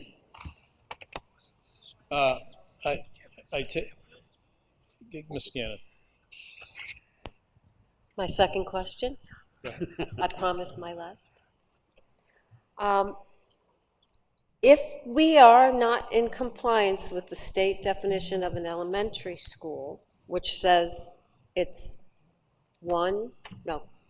K through 6, is there a possibility that someday the compliance police might come and say, you need to put 6th grade into Bakey or Memorial? And Memorial. Okay. Thank you. This might be my last chance to say this, so I will cherish it. I actually agree with Mr. Swayze on this issue. He is correct that I'll still come visit you sometime, Charlton. But I think. Well, it's generally the previous speaker, but go ahead. Oh, I'm so sorry. I'm so sorry. The previous speaker who mentioned that we've been out of compliance for a long time, I just need to be transparent. The definition of an elementary school by state statute is kindergarten to 6th grade or 1st grade to 6th grade, kindergarten to 8th grade, 1st grade to 8th grade. I don't know why 7th grade isn't in there, but the reality is that I think that we could have a problem if someone really wanted to make it a problem, and I'm glad that no one has, because we have enough to solve. So technically we are out of compliance, but do I think it's going to be, depends on whether or not someone chooses to make it an issue. Okay. Further discussion? Yes, sir. There's someone at the podium. Mind if I I'm step sorry, on I up? didn't Thanks. see you over there. Ray Paris from Newton, originally from Denver. I hear a lot that you can't have a discussion before this article is passed. I find that hard to believe because there's obviously been discussions, hypotheticals. So my fear, no matter how well-intentioned that the school board is, no matter how well you all get along, that school board can change in a few months. Could be much different by the time a decision needs to be made. And by then, we may not be as welcome to give our input as we might be now. So again, giving you the keys to our children's education, where we could end up sending however young child into the same building as high school kids, or whatever the case may be. I want to make sure that we are part of that. And at this point, I think this is where we put the brakes on and say, before you have any really good ideas, let's make sure you can't do anything without our input. Thank you. Mr. Glenn. Mr. Russman? One comment? After. Barry Gluck from Newton, and I'm here to beat a dead horse. I am in support of this. I think I understand the intent, and I think it's a good thing. And I don't think that there is anything wrong with simply removing the word elementary. The fact that this article requires a 2/3 majority to pass, I think this is my recommendation to the administration and the school board, that we look beyond what you are legally obligated to do and look at what would make sense to do if we actually want it to pass. And I think a simple statement from the administration or the school board saying that if this should pass, and after we do our studies and come up with recommendations, those recommendations, if they include significant changes to the structure of the, of the schools, and that those would be presented to the public as part of a warrant article. And then I think you would stand a much better chance of this warrant article passing, because it does require 2/3. Thanks. Thank you. Mr. Mason. Yep. First and foremost, I'm going to do a first plug this evening about a purple ballot box that's on the right-hand side of the table as you're walking out. This upcoming Wednesday, there's a public hearing before the school board meeting. We're going to have a fireside, a public forum, fireside chat, if you would. Any of your questions, comments, thoughts, just like the prior mentioned conversation, Mr. Luck, please put those questions out there and put them on that ballot box for us, your public relations, and your school board to hear. Number two, we should remind ourselves that there's a campus that's still in existence here, and we keep hearing that about the 5th campus, seminary. This building was built years ago, and students went from this one campus to another campus. There was no warrant article that occurred back then, but your vote mattered in actually building of this building. So I want to just re-echo here is everything's a due process. This is one of those due process moments where we're just trying to go ahead and cross the T's and dot the I's to assure that we're looking at all aspects and hearing you loud and clear. Okay. If somebody has something new to add, that would be great.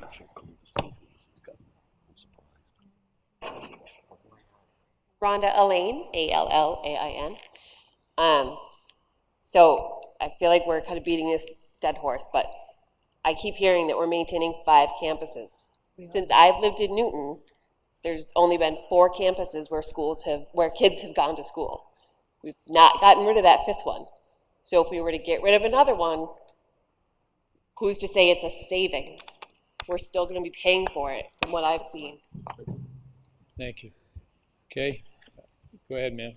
Sorry, last one. Do I have to reintroduce myself? The only other thing that comes to mind for me, and something for folks to consider, is there will be a change of a school board. So, you have great intentions, but who's to say when this plan comes to fruition and you're ready to implement it, that it's going to be the same members on the school board staff, and they could have different intentions. So again, that's why I think it's important that we have a say in a vote. Thank you. Anybody have anything new to add to the debated discussion? If you're going to get up and say I'm for it or against it, you can do that at the ballot box, but if you get something new information to share with us, please do. Good evening, James McCarthy, Newton, New Hampshire, MCCARTHY. I'm for this article, but we're going to run into a serious situation with a 2/3 majority of the people within the towns voting for this. Voters aren't going to understand it. You're going to run into the same questions and issues that were being presented tonight.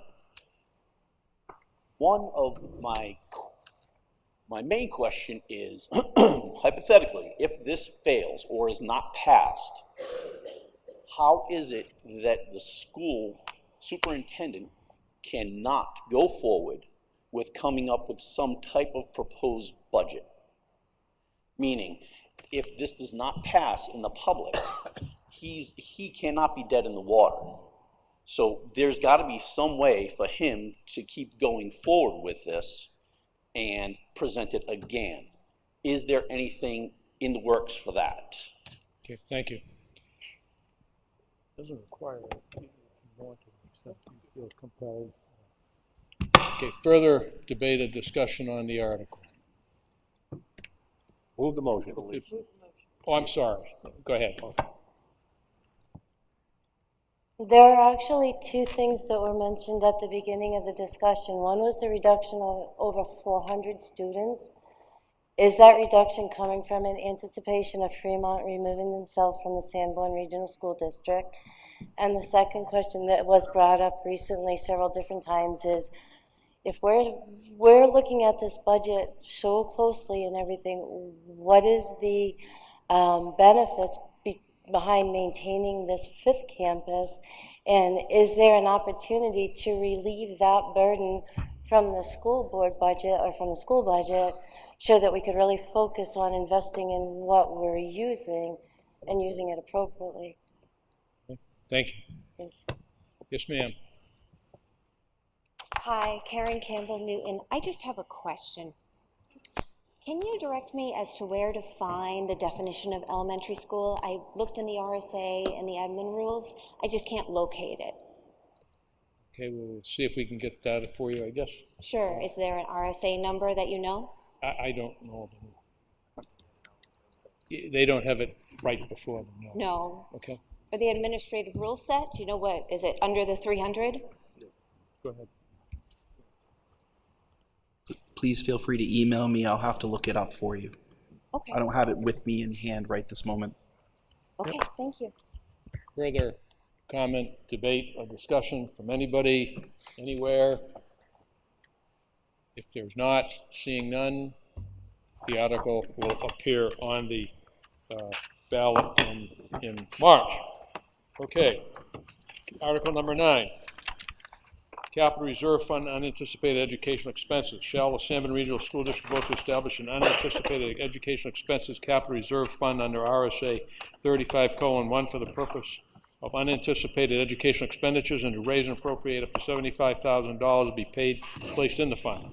Further, to name the school board as agents to spend from the fund. This sum to come from June 30 fund balance available for transfer on July 1st instead of returning the money to the community. No amount to be raised from taxation, recommended by the Budget Committee. 6 in favor, no opposed, 2 abstain, recommended by the Sanborn Regional School Board. 6 in favor, no opposed. Estimated tax impact 0, 0 at both towns. Do I have a motion here? So moved. Okay, second. Discussion on the article. Ms. Collins, do you want to? Mr. Moderator. Okay, go ahead. Tammy? This warrant article will establish a fund that will be available to the district in the case of a significant, unforeseen, unbudgeted expenditure.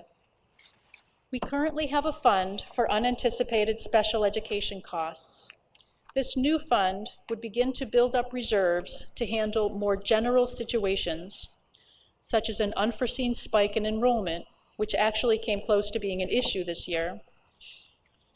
The money to fund it will come from the unexpended fund balance at the end of the year, up to $75,000. This means that instead of appropriating an additional $75,000 and adding to the tax burden, the money will come from the amount already budgeted, from funds that remain unspent at the end of the year. That will reduce the amount returned to the towns, but it still seemed to be a better option than to add another appropriation and increase the tax impact this year. Everyone involved in this process has been working hard to produce more transparent, needs-based budgets. But in order for that to work smoothly, we need to have funds set aside in case of emergencies. That's what this fund will begin to do. Thank you. Comment, debate, or discussion on the reserve fund? There, seeing none, the article will appear on the ballot as printed. Mr. Moderator, guess what I have to say? I'm assuming that people realize. I never want to assume what you might say, explain to them, but if I don't do this, half of you leave, a few people stay. Now they're the majority. You have to have a motion on the floor. I know he explained that to you, but it's happened before, right? Okay, I'm going to make a motion to restrict reconsideration of Article number 9. For a second. A second. Okay, if you, motion be made to restrict reconsideration of the article. All those in favor signify by saying aye. Aye. Those opposed say no. The ayes have it, and that will not be reconsidered. Okay. Article number 10, shall the Sanborn Regional School District vote to raise and appropriate the sum of up to $25,000 to be added to the capital improvement and maintenance capital reserve fund previously established. This fund to come from the June 30 fund balance available for transfer on July 1st instead of returning the money to the community. No amount to be raised from taxation. The Budget Committee, 8 in favor, none opposed. The School Board, 6 in favor, none opposed. 0-0 on the tax impact. Do I have a motion here? So moved. Second. Discussion. Yes, Doctor. Go ahead. Dr. Brown. Article 10, if approved, would increase our capital improvement maintenance reserves one time this coming July, adding another $25,000 to the district's capital maintenance fund. The School Board and Budget Committee have unanimously endorsed passage of this small increase in our capital reserves. Because school enrollments have declined both regionally and nationally, our district, along with others, are reassessing our facilities needs to avoid imbalances and growing excess capacity. Because we are, to avoid that, that would cause us to accumulate empty offices and unused workrooms and leave student programs underfunded. While we're reassessing our facilities needs, we have aging structures requiring maintenance. As a member of the Facilities Committee, I've become acquainted with a number of projects which need attention. For example, the fire alarm systems at Bakey and Memorial Schools both remain in satisfactory shape, but are reaching end of their serviceable life. These two projects alone will cost approximately $130,000. Our existing capital improvement reserve fund stands at a little over $143,000. It was established in March of 2016 at the amount of $153,000. So as you can see, we have coming expenses and a small reserve fund for capital expenses. The article would add a modest amount of $25,000 to the reserve. Thank you. Further discussion, question, comment on the article? Okay, the article being none, the article will appear on the ballot printed. Mr. Moderator. Yes. Motion to reconsider, to restrict reconsideration of the article. Number 10. Second. Okay. All those that would like to vote to restrict reconsideration signify so by saying aye. Aye. Those opposed say no. The ayes have it, and that will not be reconsidered. Article number 11, Sanborn Ice Hockey Team, submitted by petition. On behalf of the self-funded Sanborn Ice Hockey Team and registered voters of Kingston News, shall the Sanborn Regional District raise and appropriate the sum of $10,568 to be partially fund the high school hockey team. These funds will be used to cover non-ice time expenses to include away game transportation, coaching stipends, game official fees, uniforms, and athletic dues/fees. The Sanborn Ice Hockey Team is playing its sixth season, with the last four as a varsity program. The costs associated with each of the 6 seasons have been covered by the fundraising efforts of the Sanborn Ice Hockey Boosters Club. This article provides partial funding for varsity ice hockey with an additional $14,500 of the funding to come from the Sanborn Ice Hockey Boosters Club to cover ice time expenses. Not recommended by the Budget Committee, 4-4. Recommended by the Sanborn Regional School Board, in favor 4, opposed 2. Estimated tax impact, Kingston 1 cent per thousand and Newton 1 cent per thousand. Do I have a motion here? So moved. Second. Okay. Discussion. I'd like to go ahead and call, this is a citizen warrant article. I'd like to go ahead and ask the submitter to go ahead and speak on behalf, and I will follow up the conversation with my moderator. That would be fine. Go ahead.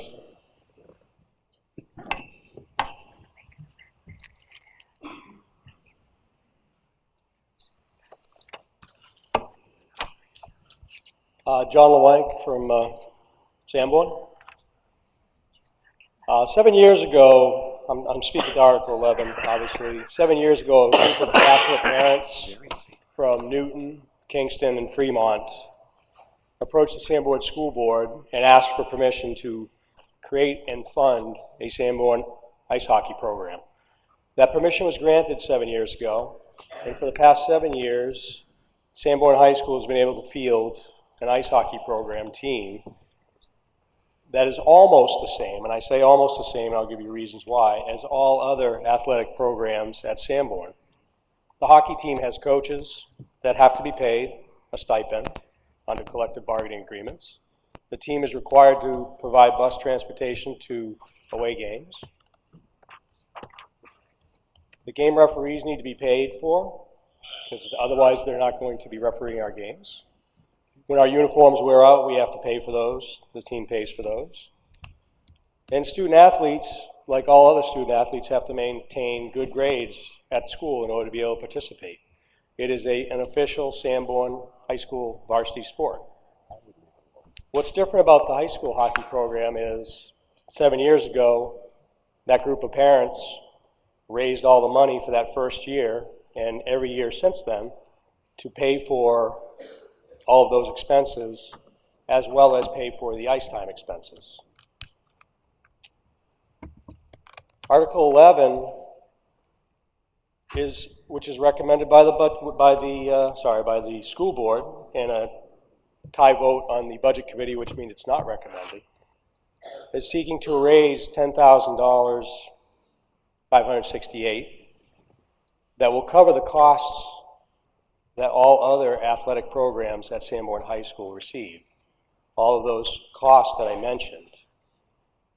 What Article 11 does not do, and I want to call this out specifically because that is, I believe, a reason why some of the past articles we've written haven't passed. It's not asking for the public to pay for the ice time. We the petitioners of this article, realize that ice time is an expense that no other high school sport has. And what the board is looking for, the hockey board, is to partner with the community in this venue where the board will continue to raise money for the ice time going forward. And we're hoping that Article 11 will pass and allow that level of funding to be provided by the district, that $10,000. I just want to say that this article is 1 cent per $1,000 of an impact. In fact, I believe it's actually less than that, but I don't think you can put that on the article, on the warrant. So if you have a $300,000 home, this article will cost $3 for the entire year for you to support. And participation in athletic sports, athletic activities, any extracurricular activity that you're interacting with other students, I believe it leads to more well-rounded students. Learning to compete, learning to work with others, setting and achieving your goals, learning to deal with adversity. All of these things are benefits of participating in a team sport or other extracurricular activities. I don't know if you can put a price on how much benefit this provides to the students that participate, but in addition to them, you have the students who go and watch the game. They get out their team pride, their school pride, they get to the games, they root their team on. I really think it's great for the students, and basically I hope that the community sees the value in a very tiny cost in helping to make sure that this program continues, as raising approximately $23,000 to $24,000 per year for the last 7 years. It's a very, it takes a lot of work, and there's been a lot of dedication from the parents that have been involved, and I hope to see this pass so that that can continue in the future and that program can continue to be part of Sanborn. Thank you. Thank you. All right. Mason? As Moderator Russman and Mr. LeBlanc indicated, your school board endorses and supports warrant Article 11, labeled Sanborn Ice Hockey Team. I'd like to go ahead and call something to the table and ask you to also recognize the following. I apologize, Mr. Heath, but when Mr. Heath voted during the Budget Committee meeting for which he attended as a Budget Committee representative of the school board, he voted not in favor of, which was actually not the direction for which he should have gone. So therein lies, this actually should be a 5-3 vote. First off, well, it is what it is, and there's other opportunities here. The board voted in support of this warrant article, though, as it indicates, as Mr. LeBlanc indicated, non-ice time expenses. It is important to recognize that the efforts that all student athletes and you and other parent guardians do every day and every year over the last 7 years, or have done, excuse me, in raising the funds to pay for the ice rental rink fees. I just want to pause and think about, there's fields right over there that are grass, that are being mowed, that our students are playing football on, lacrosse, my daughter, and other children are playing other sports on, that are being maintained by this budget. Needless to say, that is not the case for ice hockey, and I want to thank them for their continued support and helping their cause get kids out there on the ice and actually being student athletes and representing our community. I leave you with 2 comments. You touched upon this, Mr. LeBlanc. If you Google why sports are important for students, you'll most likely find statements such as increase in health, wellness, and fitness, stress relieving, character building, confidence boosting, overcoming challenges, improvement in academics. Now, if you actually do the other Google search, and probably the most important one here, is why are sports important for communities? You'll most likely find statements about bringing people together, providing opportunities for social interaction, creating positive alternatives to youth offending, especially in these challenging social and emotional times and antisocial behavior, the binding of families and communities through shared experiences, the galvanizing of communities in times of need. But more importantly, what we actually see when we walk into this building, the word pride. By supporting athletics, as your board does this year, because we recognize the efforts that have been put forth, this helps foster community pride. So thank you, and we hope you endorse this as well, as we did. Now, thanks for your speech. I'm going to rule you out of order for referring to one of your board members by name, but Mr. Heath, you have the floor. All right, go ahead. Sorry. I asked him permission to. Go ahead. Yes, I did not vote for the school board vote. I wasn't here. And at the time, I was under the impression that it was not as good as what you gave us. So for everybody here, I will be changing my vote because when this meeting is over, both the school board and the budget committee will be meeting to re-vote on these articles. And to make you feel better, it will be probably 5-3 for the budget committee, and it'll be 5-2 for the school board. So that's my excuse. I wasn't here, and I'm changing my vote. Thank you. Ms. Thank Kaya. Thank you. I'm in favor of this. I feel that sports are extremely important for kids. One of the things I really like is the definition of non-ice time. One of my reservations, thank you. One of my reservations is that it creates a line item in the budget which in the future with other administrations could therefore include ice time. And I'd like to offer, and I'm not sure the proper way to do it, but I'd like to offer a friendly amendment that these funds will never be used to cover ice time expenses and will include the following, so that it's clarified, so that all voters understand what the intent is and what the superintendent has stated in budget committee meetings about his intent and his interpretation of this warrant article. Yes, it's an amendment. John, it's a friendly amendment. Is it proper for him to accept that, or what's the proper? Yeah, well, I mean, there are issues surrounding binding future meetings, number one. In other words, what a future meeting might. There's issues around trying to bind what future people might want to do in the town. So to say never, that's a long time. So that's one thing. And then there's some legalities in terms of it is a petitioned article. It's not an article put forth by you folks. So that's. Oh, I'm speaking as a citizen. I'm not speaking as a budget committee member. Please be. I'm sorry. Right. But nevertheless, it's a petitioned article. If you, I mean, it certainly can be amended. And if you want to have an amendment, we can vote on the amendment. And you know. I know that the petitioners intended to make this clear. I'm just asking if it can become more clear so that people who are voting on it understand exactly what it is they're being asked to do. Now, I mean, as far as creating a line item in the budget for future budget years. Well, I'm assuming it's your article. Moderator, point of order, please. Go ahead. I'm not sure. Is that a motion? It is. Okay. Was there a second? There's been no second yet. Has there been a second? No. No. We have a second. Oh, okay. Is that you, Ms. Gannon? Okay. Second? Because if there was no second. All right. Now, and generally, you can't make a speech and then make a motion, but we're going to overlook that. In other words, you have to make a motion in order to make a speech. Sorry. We did it a little backwards. That's okay. This is, I assume, your petitioned article? I'm one of the signers, yes. One of the signers. Yep. And so the question, you heard the request is to amend the article to essentially say that would never include ice time. What? I mean, this was something that was asked previously. The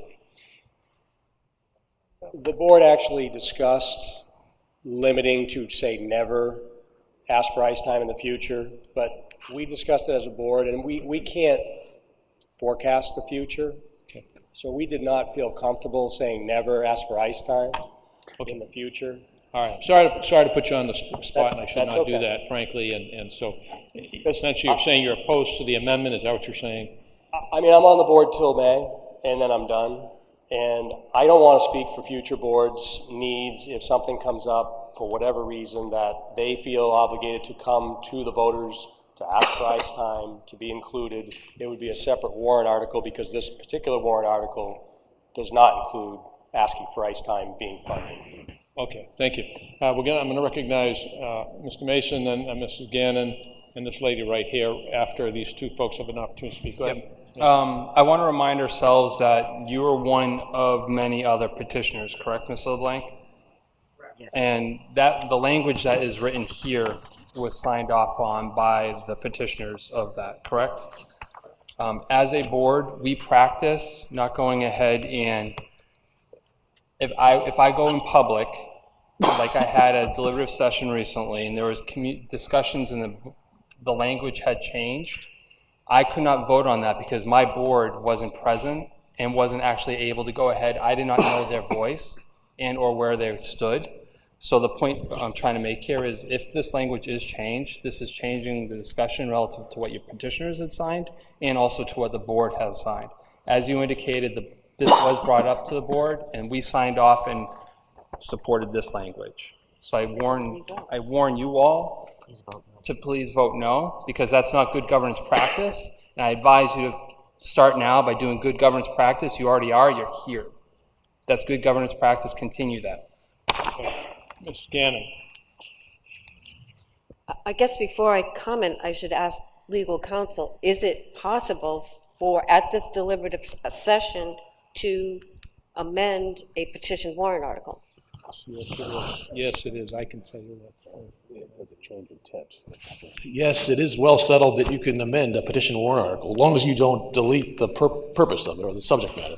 But this body does have the authority to do that. So can I ask the secretary to read the proposed amendment? Well, it was basically related to never using. We can't hear you. What? Can you give her a mic? It was to never, let's see if we can get that here. Never offer ice time as part of the petition warrant. I'm sorry, I That, can't hear that you. ice time, never to offer, Would you like me to say what it was? yeah, if you have, Sure, if you okay. read. These funds will never be used to cover ice time expenses and will include away games, transportation, etc. That's a changing of the intent, right there. Well, I don't think so. Mr. Mason, you're going to have to wait till you're recognized, okay? We're going to recognize this lady right here. Hi, I'm Mary Feener of Newton, and I have a child who will never play hockey. But what does it matter whether it's ice time? I mean, we're just splitting hairs. This is just ridiculous, and this is never business. It's how we got into this.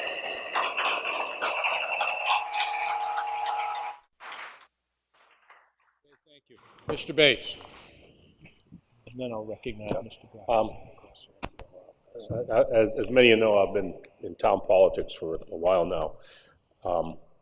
I don't think it's a good idea to restrict future citizens and future leaders of the town, whether it be selectmen or school boards, to something by saying never.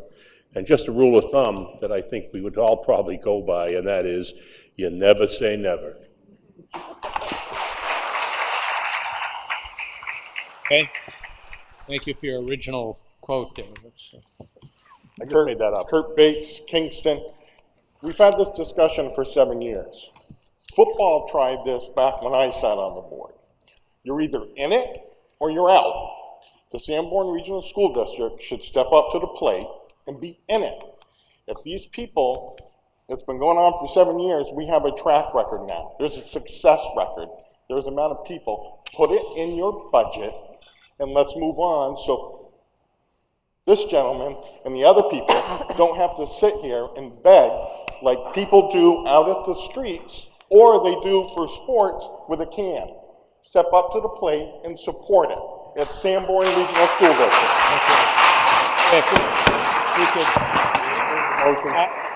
I'll accept, a motion's been made to move the question, but I did say I was going to recognize Mr. Broderick first, so go ahead, Mr. Broderick, if you had something to say. And then I'll. You already recognized me, Rick, but that was what you wanted to move the question? Okay. She has moved the question before, so the question's been moved, which means, and is there a second to that? Second? Somebody else? Okay. Yeah, second. The motion's been made to cut off debate, essentially. Move the question means cut off debate. So if you think you know what you want to do and you want to cut off debate, okay, you're going to vote yes, you're going to vote aye, okay? Yes, to move the question. If you want to debate it some more, if you want to talk about it some more, you'll vote no. So all those that are in favor of cutting off debate at this time, and then we would vote directly on it, on the amendment is what we would be voting on. All those that are in favor of cutting off debate at this time signify by saying aye. Aye. Those opposed? Aye. Okay, we're gonna cut off debate at this time and vote on the amendment. The amendment has been made, and I'm not quoting it exactly, but to never ask for ice time financially. Is that correct? Yeah. Okay. All those that are in favor of inserting that into the article signify so by saying aye. Okay. All those that are opposed say no. No. I think we clear understanding there. Okay. Is there any other debate or discussion? Is there any other debate or discussion on this article? Okay. Yes, ma'am. Come right up and welcome.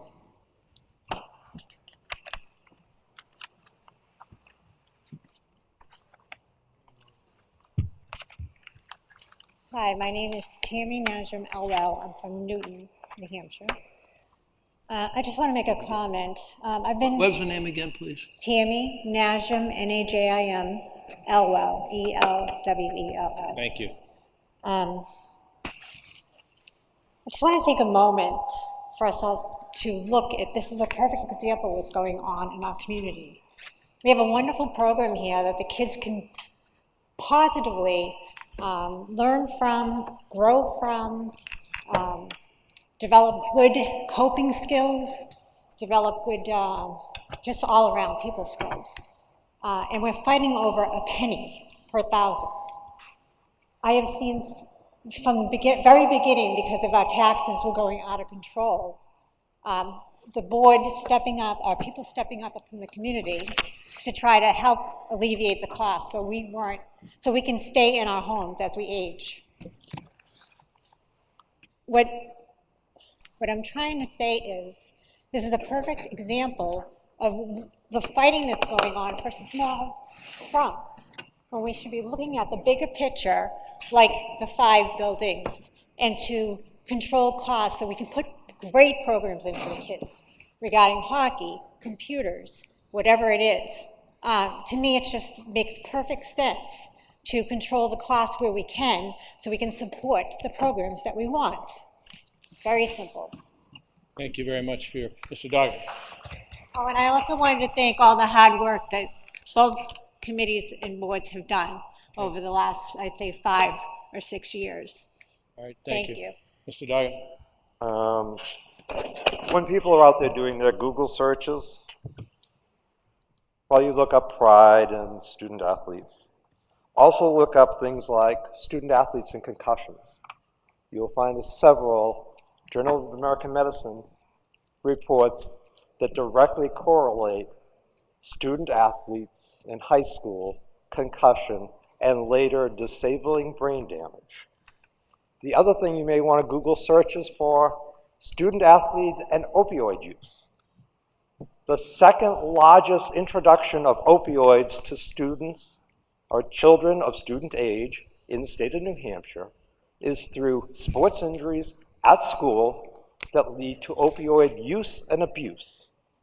These are 2 things that are major topics of today, and yet we are considering putting in a sport that is known to cause both concussion and injury.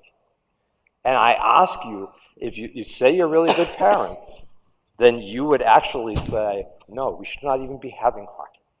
And by the way, Ms. Gannon also has had her hand up. Thank you. Further discussion? Ms. Gannon? Go ahead. Yes. I was going to make an amendment, friendly amendment, because I do believe transparency is the buzzword now. And my concern over this is that if people vote for this particular amount that's mentioned in here, they may not understand that the intent of this is that it's going to become a line item in the budget after this is approved. So I'm going to propose an amendment a little bit different than the previous one. And that would be, if this article is approved by voters, the non-ice time expenses will be included in subsequent operating budgets when an ice hockey team is in existence. Just to clarify that this is not, I'm not asking for just $10,568 for this year, because in past articles, there's been debate over, you didn't tell us that this money was going to continue to be paid. So that's my reason for my amendment. You bring the amendment over so we have it in writing, just so we can get it right, if you would, please. Thank you. Thank you. Okay, so there's been a motion, there's a second to that amendment. Okay, there's a second on the amendment.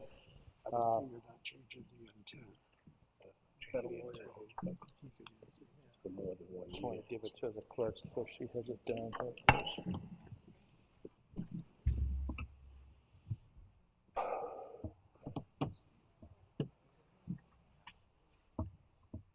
Take your time. Just want to get it down so it's accurate, and then we'll either discuss the amendment, proposed amendment, and then we'll vote on the proposed amendment.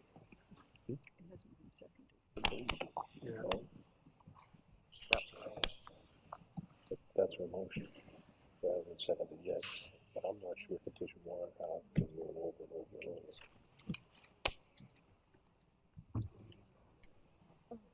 Because it's supposed to be for 1 year. One adopted for 1 year. Petition for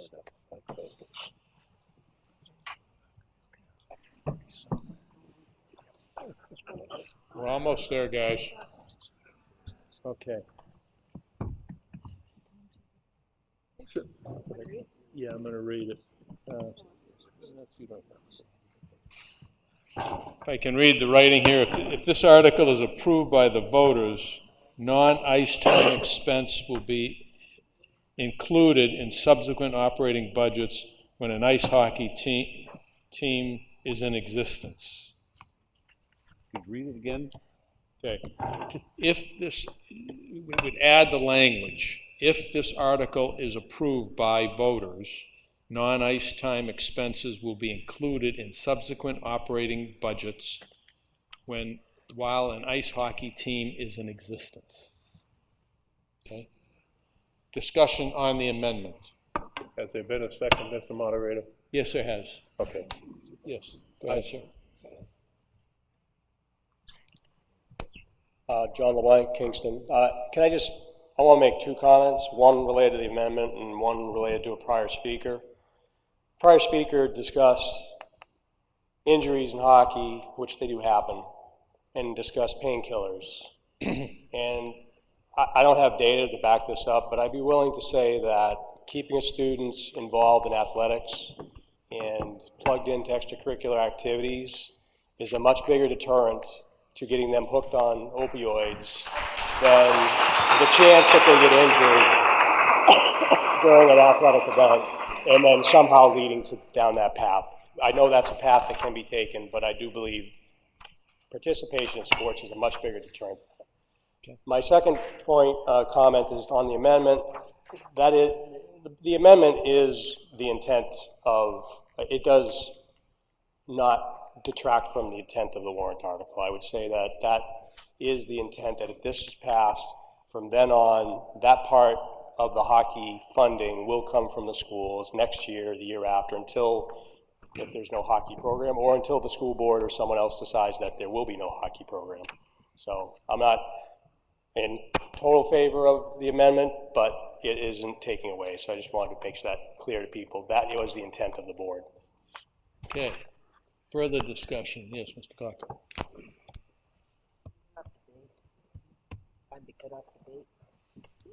That amendment was just introduced. There hasn't been any debate. Legal counsel. Two Go ahead. people have their hands up. Go ahead, Mr. Gluck. Barry Gluck Newton. I'm opposed to the amendment. I think that the article, the warrant article is very clear. I don't think anybody's going to be confused by it.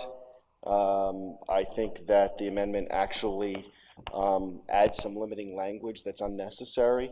And I personally would urge people to vote no on the amendment.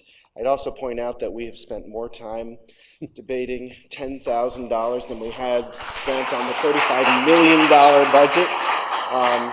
I think it's a little silly. Let's just vote for it and move on. But thank you. Thank you for your observation. This is the sleeper of the night, I guess. Okay. Did you want to make a motion to cut off debate? Move the question? I thought you recognized me, but that's okay. Yeah, we've had a hands up. I thought you were going to move the question, no? No, I actually have a question for legal counsel. Okay. Well, hold. I just should have recognized you and apologize for that because I thought you were both doing the same thing. Go ahead, Mr. Broderick. I'm not sure. Back in my mind, reading statutes years ago, a petition warrant article carrying more than 1 year. Am I correct that petition warrant, a change like this to force the budget committee, the school district to make a line item for future? I wasn't sure if that is appropriate or legal or whatever you want to call it. I don't know. I just want to make sure we do the right thing here. Yeah, no, I think it does go into the budget, and it would be there for next year unless changed. All right, so there's no problem with doing this. This doesn't change the intent? No. Well, under the law, you can actually change the intent. You just can't change the subject matter. So we're clearly not changing the subject matter with this amendment. I guess the question is whether the amendment... This to me, yeah. I mean, because I voted for this. but it does change intent that we're tying future, you know. Well, To me, that's me. Every budget is reviewed and then it can go up or down, obviously. That's determined by the budget committee. And Okay, now, Alton. My question is, I want to be recognized after the amendment. I can't yell loud enough. Apparently, if you call a question, that gets priority over hands being raised. Now, Mr.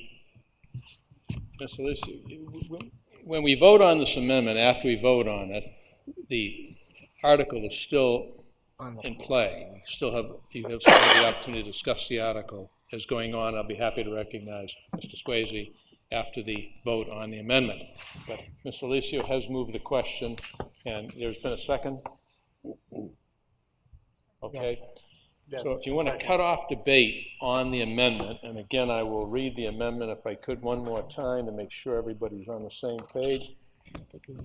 If this article is approved by the voters, non-ice time expenses will be included in subsequent operating budgets while an ice hockey team is in existence. Okay. If you're in favor of that amendment, you will vote yes. If you're opposed, you'll vote no. All those that are in favor of the amendment signify so by saying aye. Aye. Those that are opposed say no. No. Does not carry. Okay, Mr. Swayze. Thank you. This is a tough one. And Mr. Blank and I have talked about it. All right, please, let the gentleman speak. Is there some problem? No, let's just go ahead and speak. Okay. There are a lot of programs at the high school, and I'm in favor of all of these things. I think it's a great idea to keep the kids occupied and do things and divert their attentions, and so they don't do all the bad things. It's great. I think it works. It worked for me when I was in high school and my friends. But I want all of you that are wanting to do this over the next year, talk to Mr. Ambrose and other people about all the other things that are out there, the clubs, the teams, the groups in sports that are not being funded. And I know there are some because being on the board of trustees, we have privately paid for some of these in the past to keep them going. That's all. That's what my comment here. Not against ice hockey or anything like that, but there's a whole lot of other stuff. And with that, I'd have to end with a question of Mr. Ambrose. Could you give us? Just pose the question, Mr. Swayze. What's that? Yes, pose the question. Yeah, pose this question that what other clubs, teams, groups, and sports that exist now and that are not being funded under the budget? Thank you. Is there anybody who wants to answer the question or speak further?